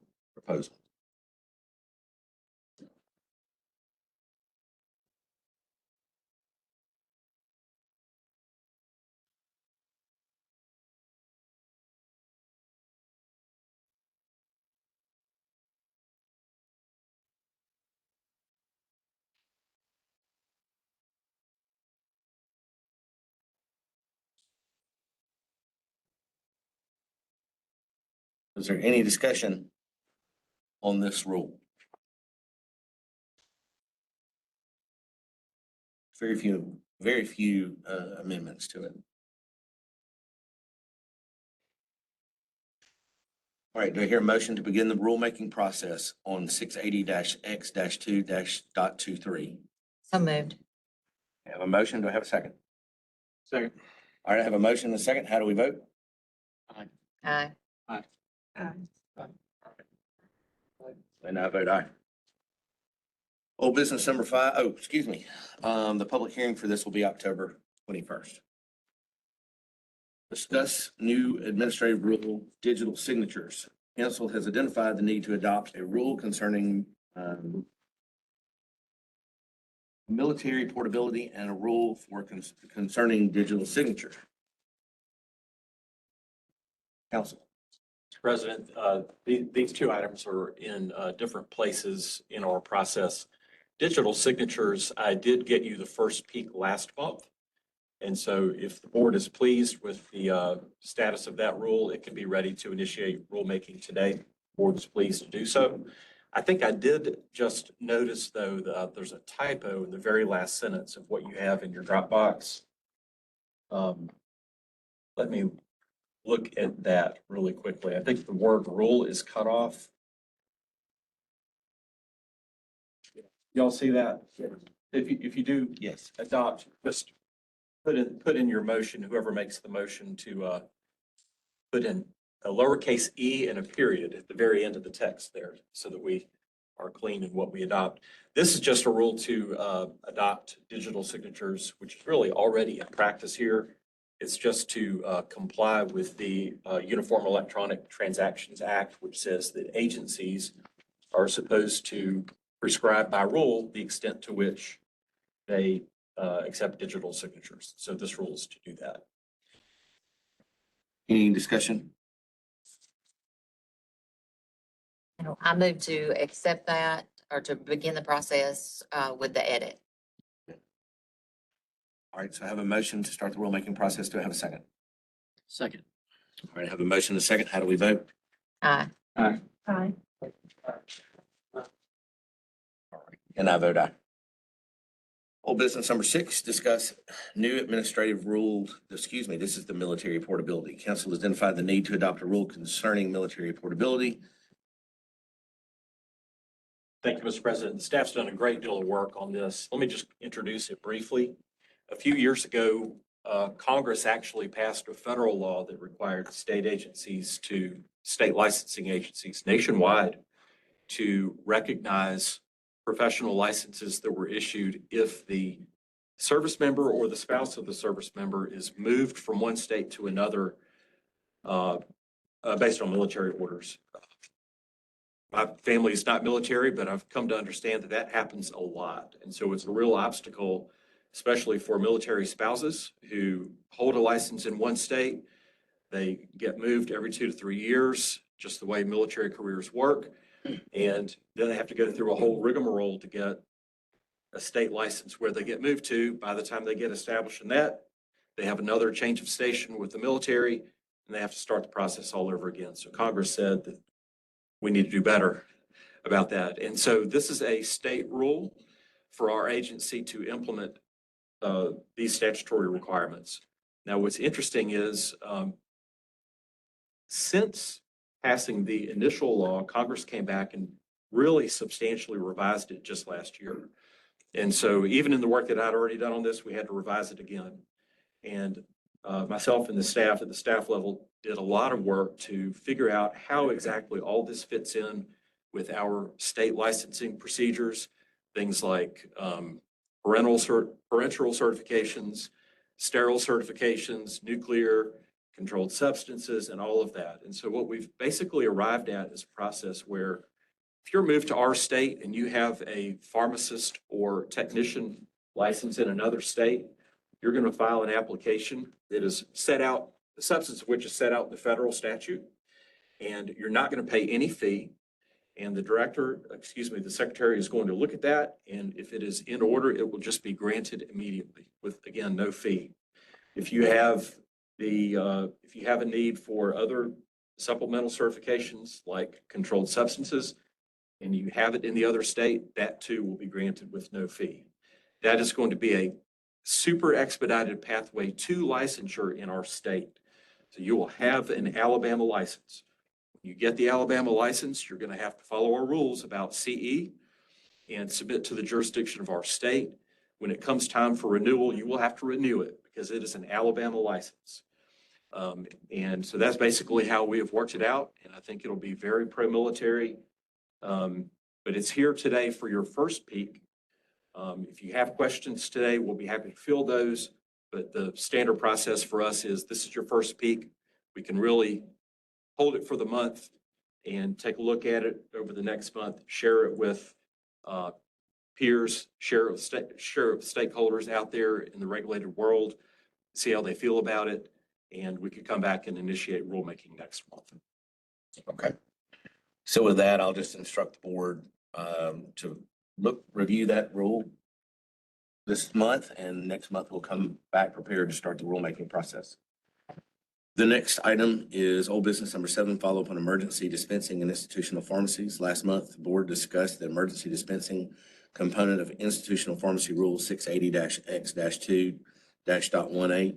The revised rule has been in your Dropbox. Dr. Nolan, do you have anything you would like to speak to on this? Sure, I can pull it up.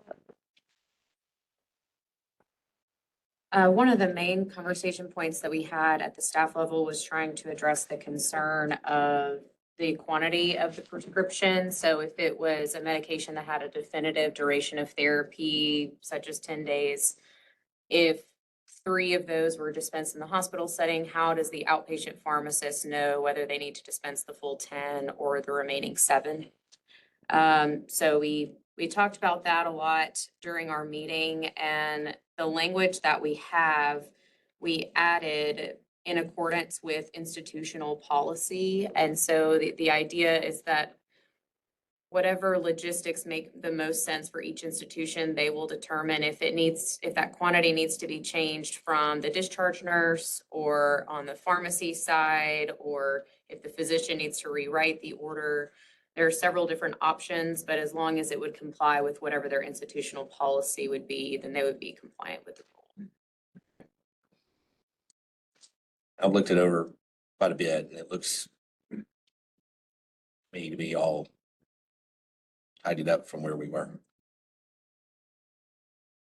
So. That's Mr. East, if he's had a chance, Dr. East. I don't know that he has. He put it until we made it public. Easter, yeah. All right, any discussion on 680-X-2.18, the revised draft? Question for you, since that's your area. So the dispensing occurs within 2 calendar days following discharge. So if the patient's discharged on Friday, then you understand that to mean that you can do the emergency discharge on Saturday or Sunday, but not Monday. Correct. Is there a value to make that 3 calendar days? So if somebody went home Friday night at 8 and the medicine wasn't available, if they showed back up Monday morning, when the pharmacy was back open or the world starts back on Monday morning, is there more value in the institutional setting to having 3 calendar days? I don't think so. I mean, I'll ask Mr. East if you've got an opinion on that. I would prefer 72 because of long weekends. Sometimes we have Friday week, holidays and then roll into Monday holidays. If that's not a major burden upon the board. 72 hours. So, or I think 3 calendar days answers the same thing. So nobody's counting the time on the clock. All right, is anybody having any discussion around that change?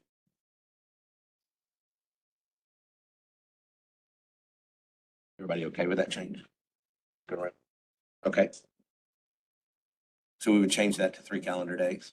Any other amendments? Okay, so I'll entertain a motion to start the rulemaking process. We need to start it, correct? Change. With the change.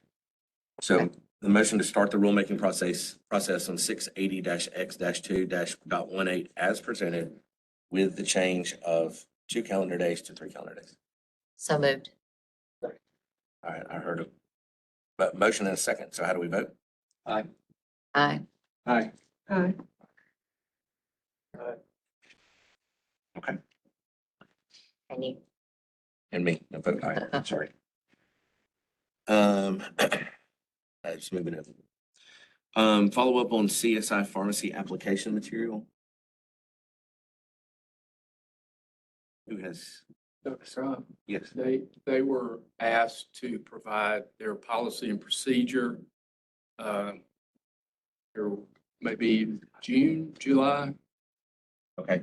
presentation. We asked them for their policy and procedure on pharmacist tech ratio compliance and with the stipulation that the board would review that information once it was provided. Typically, it's board staff that reviews it. So have y'all reviewed it or? According to the minutes, Okay. it said the board would review, so we felt it best to present it.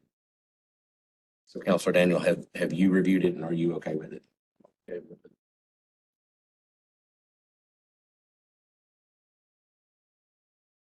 Any discussion? Give everybody a second to look through it.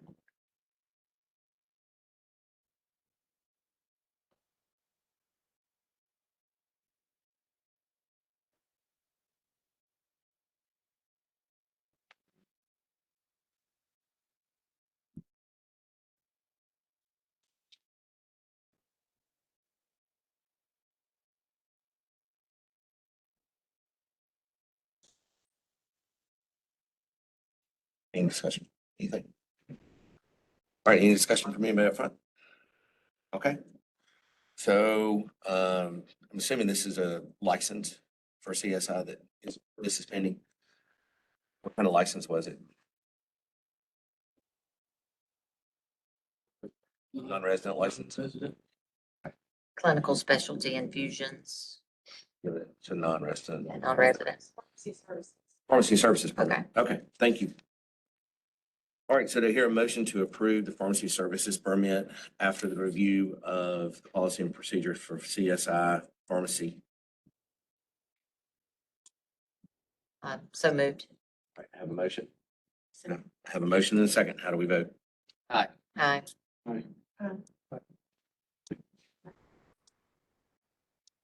And I vote yes. All right, the next item is discussion of fiscal year 27 budget. I hope you've all had a chance to review that, and I didn't see any public comments. Did I miss some, or is there some there that I? No, okay, all right, good, so everybody's on board with it. There was one thing that was left out. We have a contract with legislative consultant that's not in the budget, so we'll have to add that in, and then we'll post that on the website, or add that in. Anne Marie, is that? Okay. And then we'll take it from there. Where are we in the process? Is this the time to vote on it, or do we have another meeting before we get to that? I think you have another meeting before it's got to be approved. I mean, it really is up to the board whether you want another month to review it or if you're prepared to vote on it today.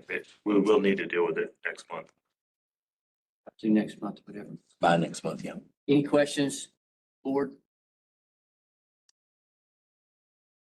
Staff, any questions, comments? Rotten tomatoes you want to throw? What are the big capital expenditures in it? Like, what have we allocated as far as large capital expenditures for the next budget period? We did put in for the cars on a routine basis, and get into a rotation with that, so we're not strapped with 2 in a year kind of thing.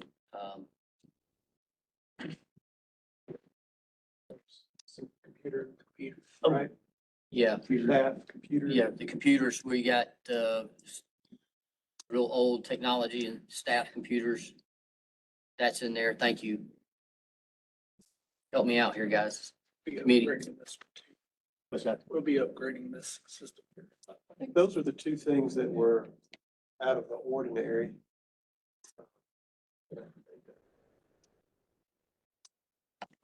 We have some pending AC repairs that need to be done. So we have a couple units in the back that are on their last leg and they handled the hearing room. So the public will be glad to have AC in here. We're going to make it through this summer, I think, but I hate to say that about an air conditioner because that's when something happens, but. It didn't behave well yesterday. We'll just say that. Budget for one car or 2 cars? 1, 2. Two. One car per year, is that? I don't remember. I'm sorry. I think in our discussion, Casey was saying usually 2 timed out. I knew we said a rotation. I just didn't remember the. It was 2 during the 2-year period. Is that what we're saying, or 2 per year? 2 per year. 2 per year. So it's, help me here. It's 8 cars, 4 years. Sir? 8 cars, 4 years rotation. Through the Is that- 10, through the 5 years, right? I'm sorry. So maybe 4, and then they would hit, that's how they would hit every 4 to 5 years. In that rotation. That's correct. Super clear. I just want to know how you get free cars from family members and see if they can be so benevolent as to donate some to the board. Yeah. I have a very generous sister who gave me her car.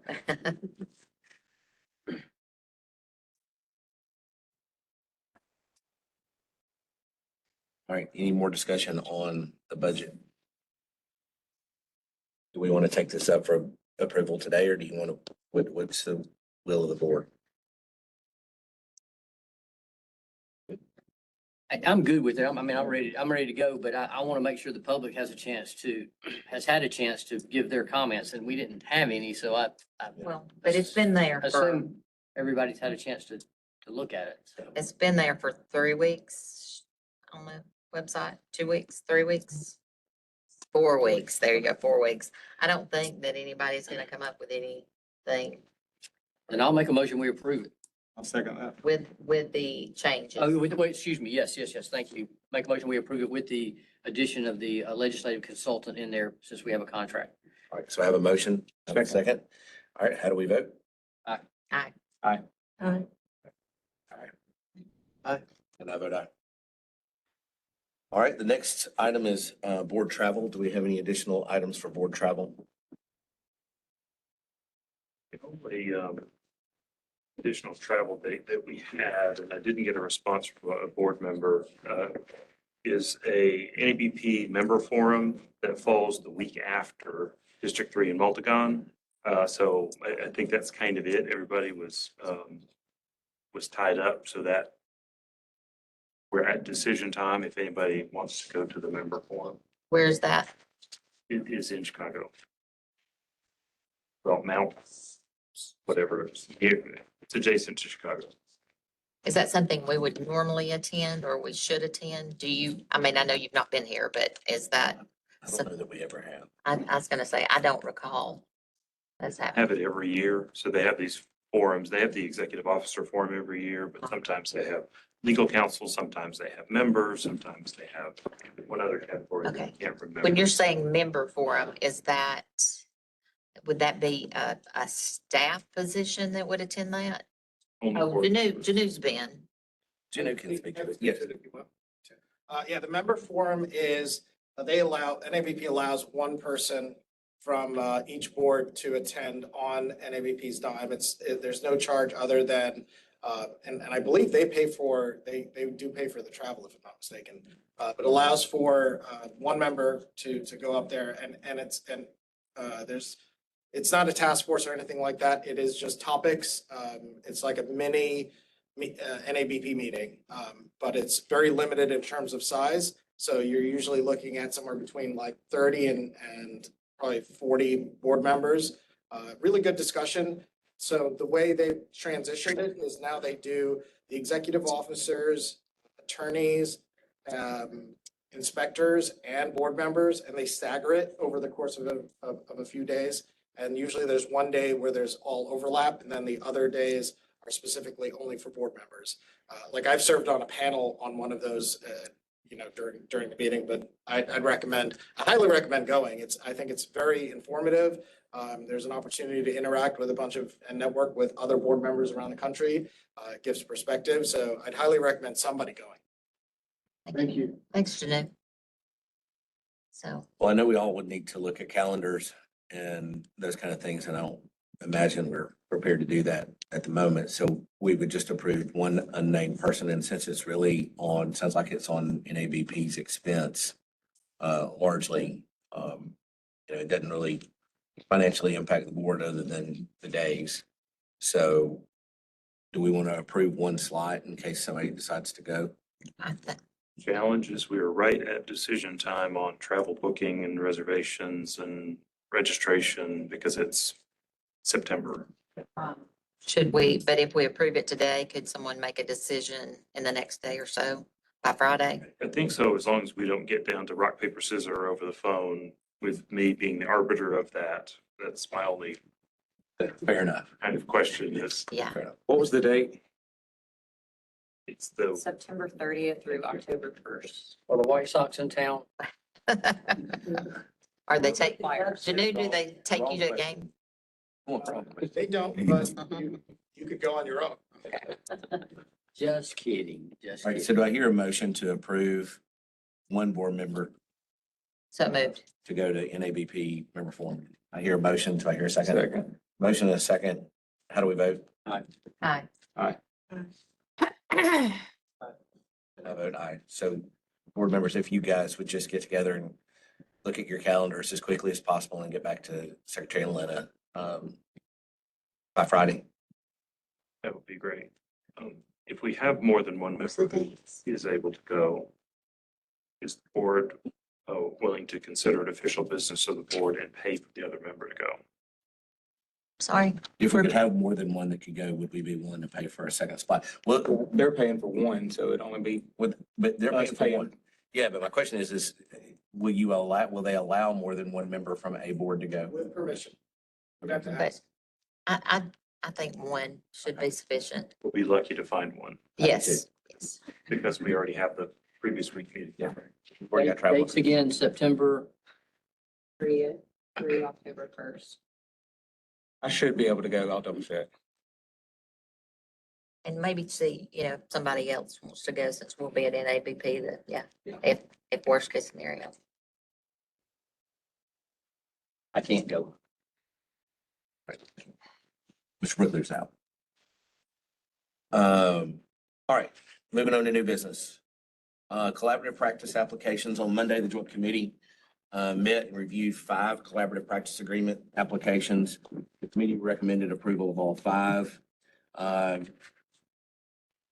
One was Hannah Blevins at Westmead Pharmacy, and the other 4 were Nicole Genovese at CVS Pharmacy. Those are all in your Dropbox. Again, the joint committee recommended approval of all. And I personally think that the review that was done by both staffs, vetting these protocols was thorough and fair and was warranting of approval. So is there any discussion on these collaborative practice agreements? Okay, if not, can I hear a motion to approve all 5 collaborative practice agreements as presented and as approved by the joint committee? So moved. All right, I have a motion and a second. How do we vote? Aye. Aye. Aye. And I vote yes. All right, new business number 2 is workload projections for pharmacies and pharmacists. I believe that's you. Oh, that's me. Oh, I really didn't know I made it on to the new business. So, that's terrible because I really was not prepared for this. But, as we see, as pharmacy changes, and, profitability is decreasing, we see situations where pharmacies and pharmacists and technicians are put in positions, that could lead to, negative outcomes due to lack of coverage. And so, as far as ideas on how to address this, some pharmacy boards have, put out some things, some legislations, some rules regarding that about maybe a requirement of how many staff hours per number of prescriptions or something, related to the volume. I would just like to, I know we've had recently, APA had a pharmacy satisfaction survey a couple of years ago. And we had a lot of comments, I think, on that regarding pharmacist satisfaction with their job and their concerns with being overworked at times, which might put them in a position of making a mistake. So I would like if we could pull that data, maybe work with one of the other organizations, APA or any of the other pharmacy associations, to maybe get another survey and maybe specify or drill down to safety, for safety concerns, and see if there is something that, as a pharmacy board, we can do to help these people provide the safest care they can for the patients. I hate to say that we want to go to a completely new survey, but that other survey may be 3 years old. I'm not sure. And things have changed, especially since COVID. A lot of things have changed.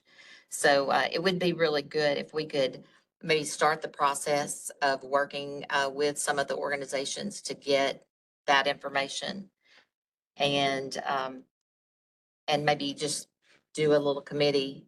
If we could form again, I hate committees, but we could form a committee to start that process of us delving into that, not saying that we're going to do anything, but just our goal is to protect the patients.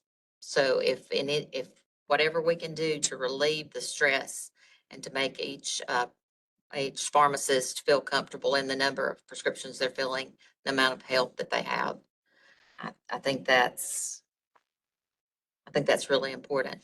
So I would like, if we could, to have a committee, a couple of pharmacists from the board, and involve some others from the community. We'll definitely want somebody from the chains. We'll need somebody from all these situations, all these entities, if we could. I don't think hospitals. Do you think hospitals would have any interest in this, or? I guess they would. Maybe to some degree. Well, they need to at least be there. Yeah, they're typically not quite as impacted as a community pharmacy, but. Right, right. So I guess the ask here is to form a work group, including board members, but public, to discuss what that would look like as far as mandating minimum staffing. Is that what you're asking? That is what I'm asking. Yes, sir. Yeah, I mean, when we addressed the technician ratio several years ago, one of the things that, as we talked about what the maximum number would be, some of us were over there or on the sidelines going, well, what about the minimum number? Because, just from a pharmacy safety standpoint, the employee safety with robberies and those kind of things that happen at pharmacies, pharmacists being there completely alone and isolated, it's not, their back's going to get turned at times, and there's just issues from a safety perspective.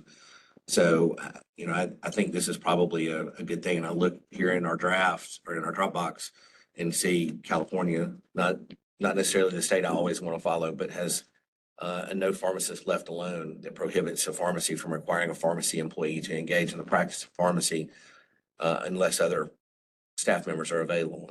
And I don't disagree with that. I think that's probably a wise thing. But I also realize that, if you're opening up your own independent pharmacy, the financial pressures are already pretty tremendous. And then to require a tech be there every time, at all hours that you're open is kind of a business ask that sometimes can be burdensome. So how does the board feel about creating a work group to look at workload and those kind of things? I'm sorry, let me interject that work conditions survey was done in November of 2019. So it is outdated. It's outdated. Time flies, when you're having fun. That too, that we continue to receive responses in our sunset surveys that pharmacist respondents indicate that workload is one of the most significant issues affecting the profession today. So it aligns with what our licensees are telling us through sunset.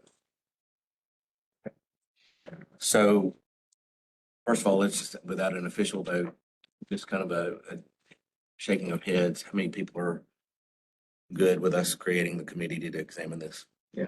All right. So I see pretty much everybody's there. So who wants to volunteer? I will. Okay. I would like to be on that if possible. All right. So I got 1, 2. Can I have a third?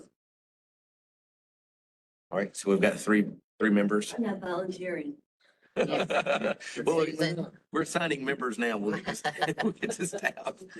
What I was gonna mention is, I don't know about Auburn, but Sanford used to have a requirement that if you wanted to graduate, you had to do a research topic. And so it was fourth year students that were doing it. You might be able to get some people who would be very interested in that topic. Right. And would do some of the work for you at least. There you go. Sounds good. You might be able to put together a group.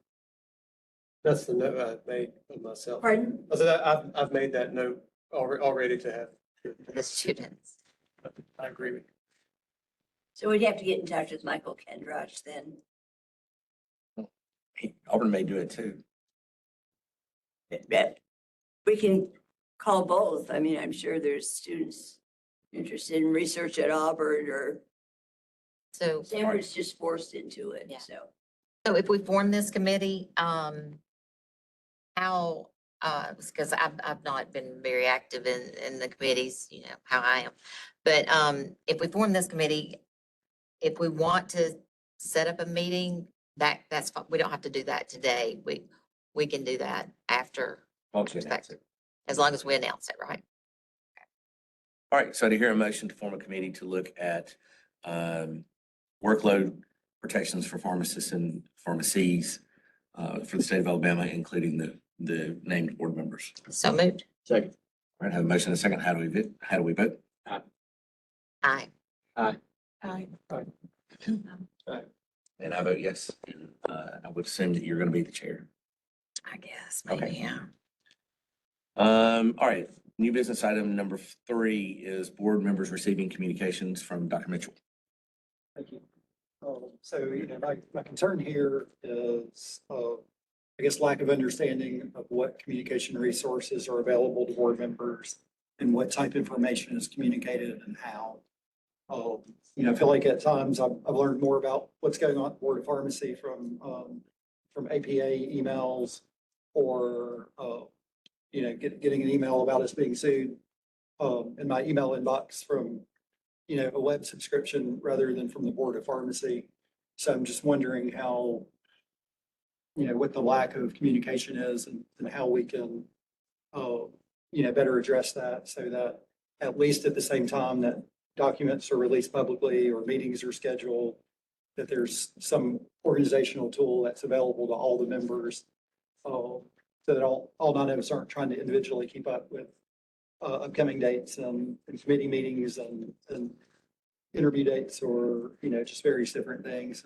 And so I just want to sort of open that discussion to everybody, especially the previous board members, to how that's worked in the past. And if that's something that previously existed that went away, or if it's never existed, would be valuable to have.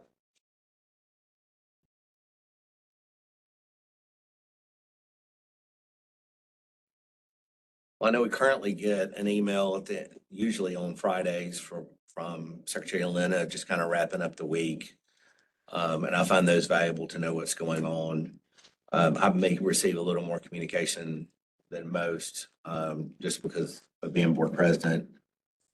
But, you know, I don't necessarily know that that's the case. I mean, obviously I get some communication about business items that are going on because of my position. Because I have to weigh in on some of them. But, you know, my opinion is the staff's done a pretty good job of communicating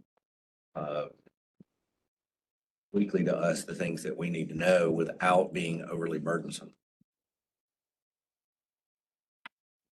Is there a community calendar or anything available that shows like upcoming dates that shows board meeting, you know, like, I mean, board meeting dates, for example, or NABD meeting dates, or sunset committee date, or like, you know, exit interview dates with, So, you know, various functions? Is there? so Dr. Mitchell, we generally do that calendar, and that's the next item on the list. And it takes us a couple of, you know, months to get everything on there to make sure it's all there. But we generally have a calendar published of not only all of our dates, but all of the meeting dates and other things that we would either be expected to attend or have the option to attend outside of our normal business. So that's a calendar that gets, I say it's a calendar, it's a page or two that gets published every year. And we, Is there a method you would prefer that to be delivered? Because I feel like all the examples you've given, I have that information. It's not information I'm wanting, it's information I feel like I either know where to find it or already have it. Yeah. But you're saying, I guess you're not getting it or you don't know where to find it? Maybe, you know, like, you know, one example was, again, when the lawsuit was filed, we didn't get notification on the board, from the board, from the office before, you know, we had an email before it was published on the internet that we were being sued. I don't think that'll ever happen, Dr. Mitchell, because typically the way that works is that individuals have to be served with those lawsuits. And sometimes that could take a month.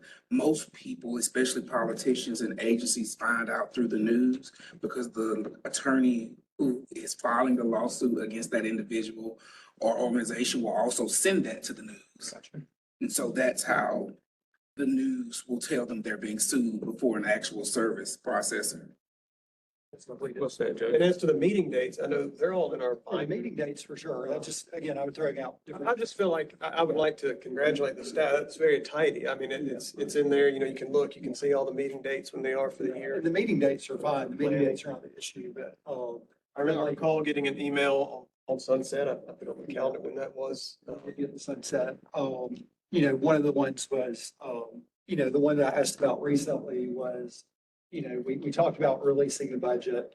And it was posted on a place on the internet that I didn't know to go look.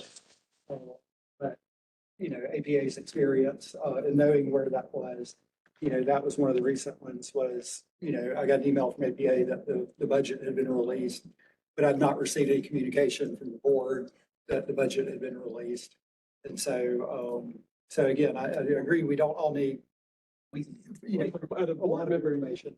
I remember you had a link directly to the budget document. Well, not only that, didn't we not agree at the last meeting to go ahead and make it public? So we know, Well, he was saying he didn't know where to find it on the website. So we got a link. Yeah, we got an email link for I'll that. say the board members have a Yeah. link to the whole folder, you know. So, but again, so, you know, and again, as the new board member, part of the process is questioning how that's worked in the past to understand what my deficiencies are as a new board member. But,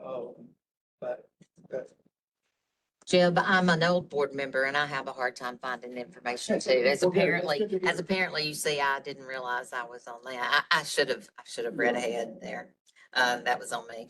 But, so again, I should have read ahead. We appreciate you taking responsibility. Yeah, I do take you did a great responsibility, job, Adley. but I didn't notice I was on there, so.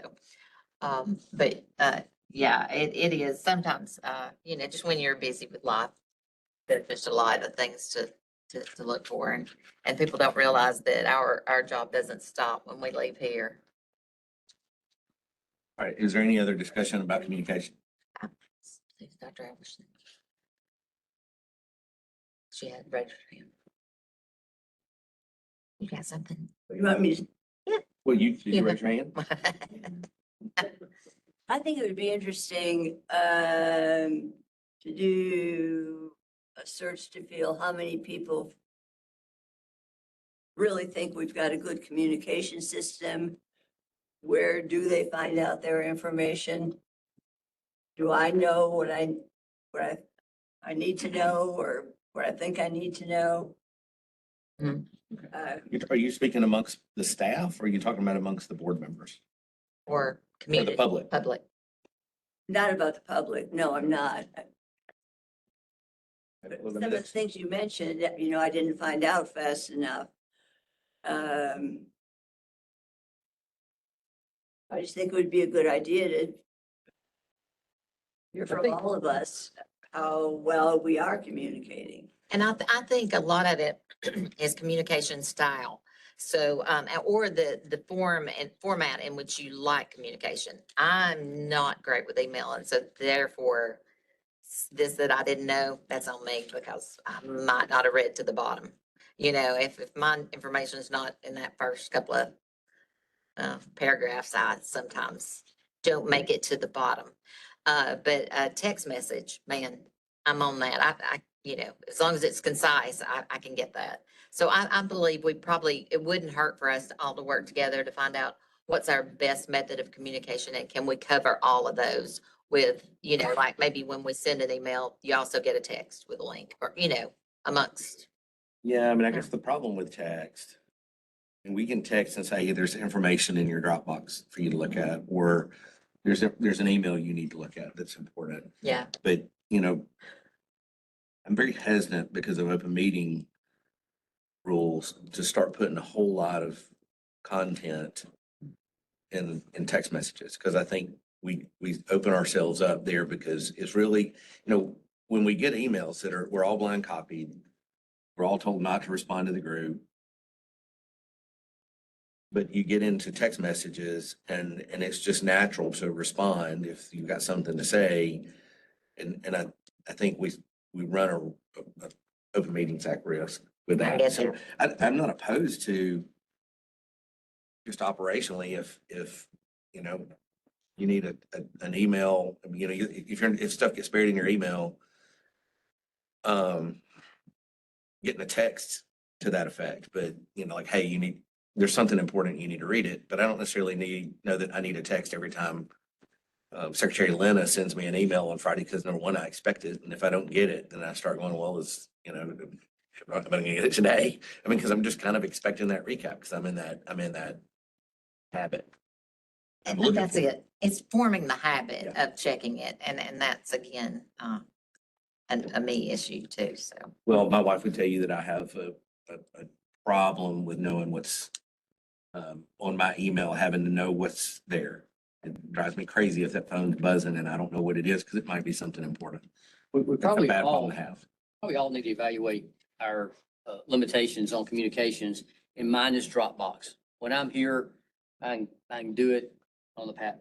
My Dropbox on my laptop is a booger. That's on me, and I've just got to find the guru in this office on Dropbox to get me through getting the information I want, because it's a booger for me pulling it up. So I think maybe we all need to do that. I don't mind the extra text saying you got something in the email to look.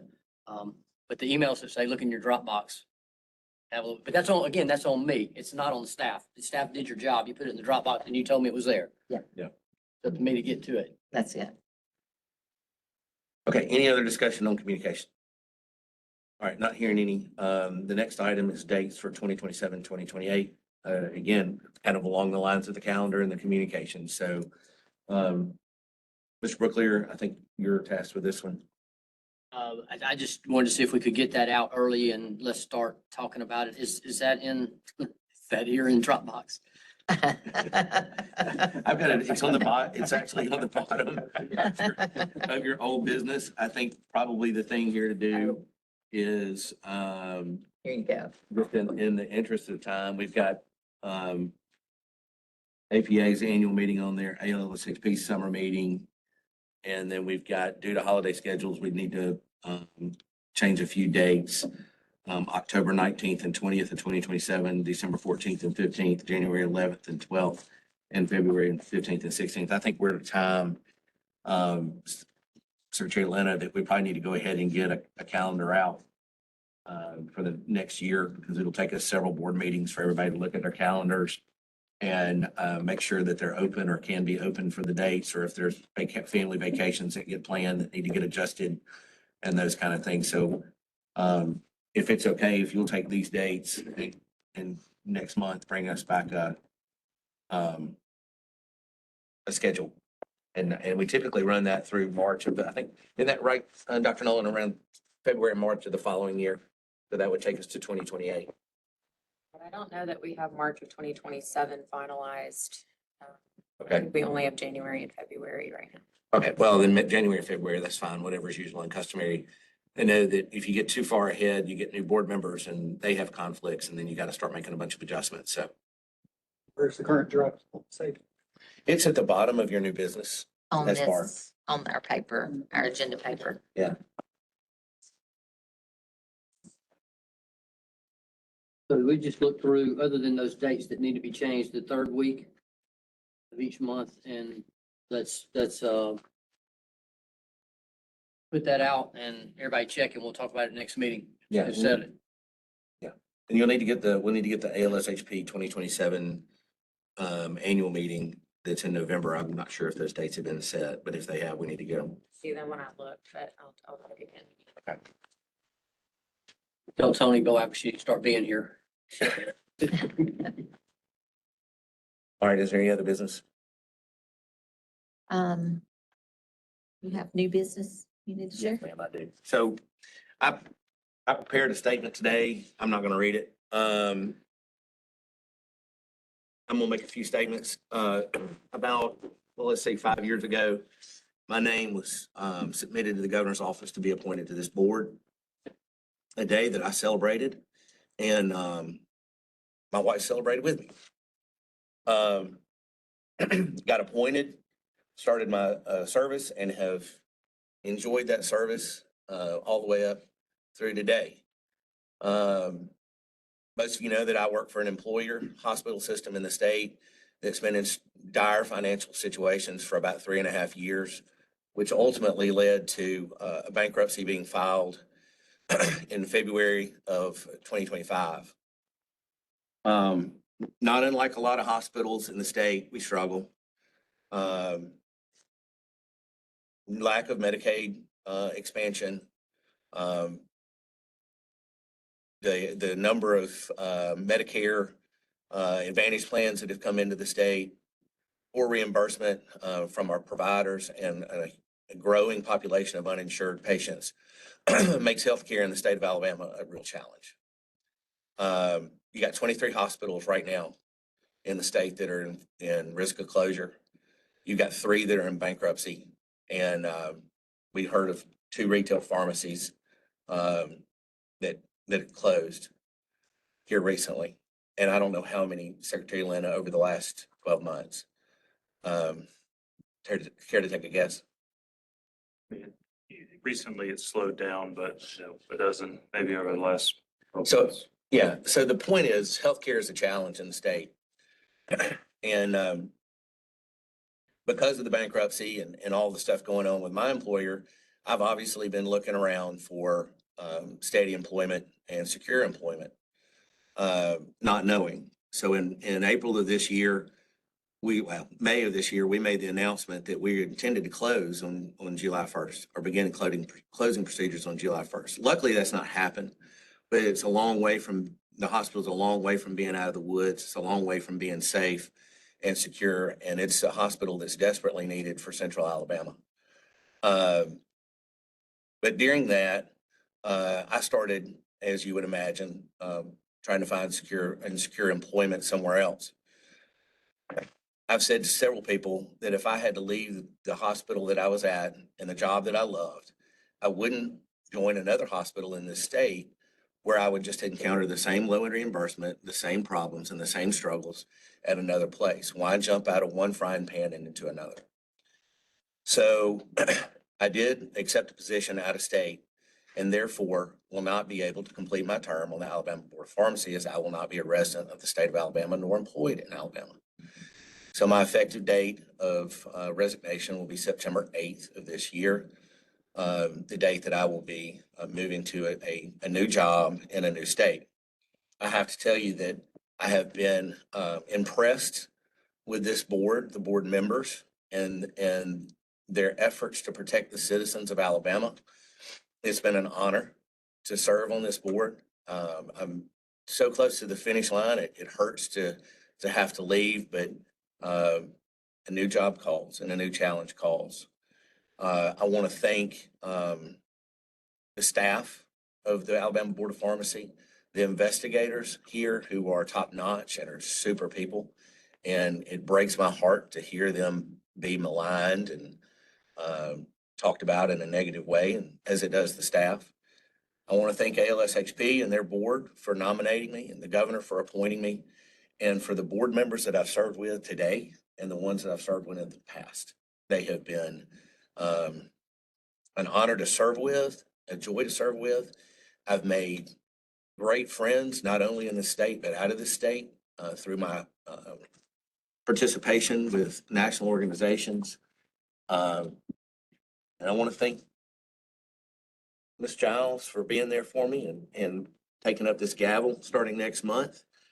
But most of all, I want to thank my wife for supporting me and tolerating all this.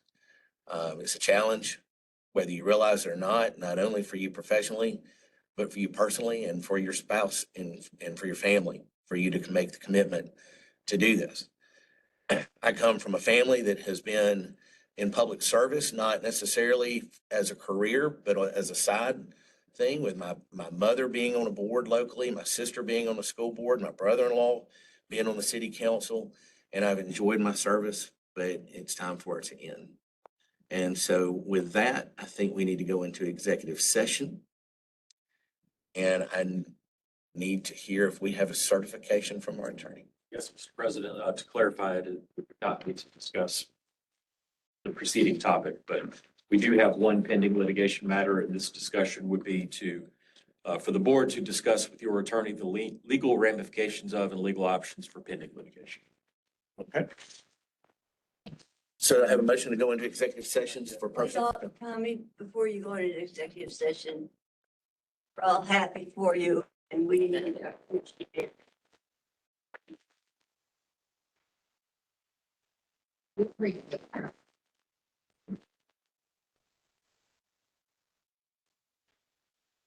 And we'll be in New Orleans sooner than you think. I know. I've already been told about a couple of meetings That's right. coming that way. Yes.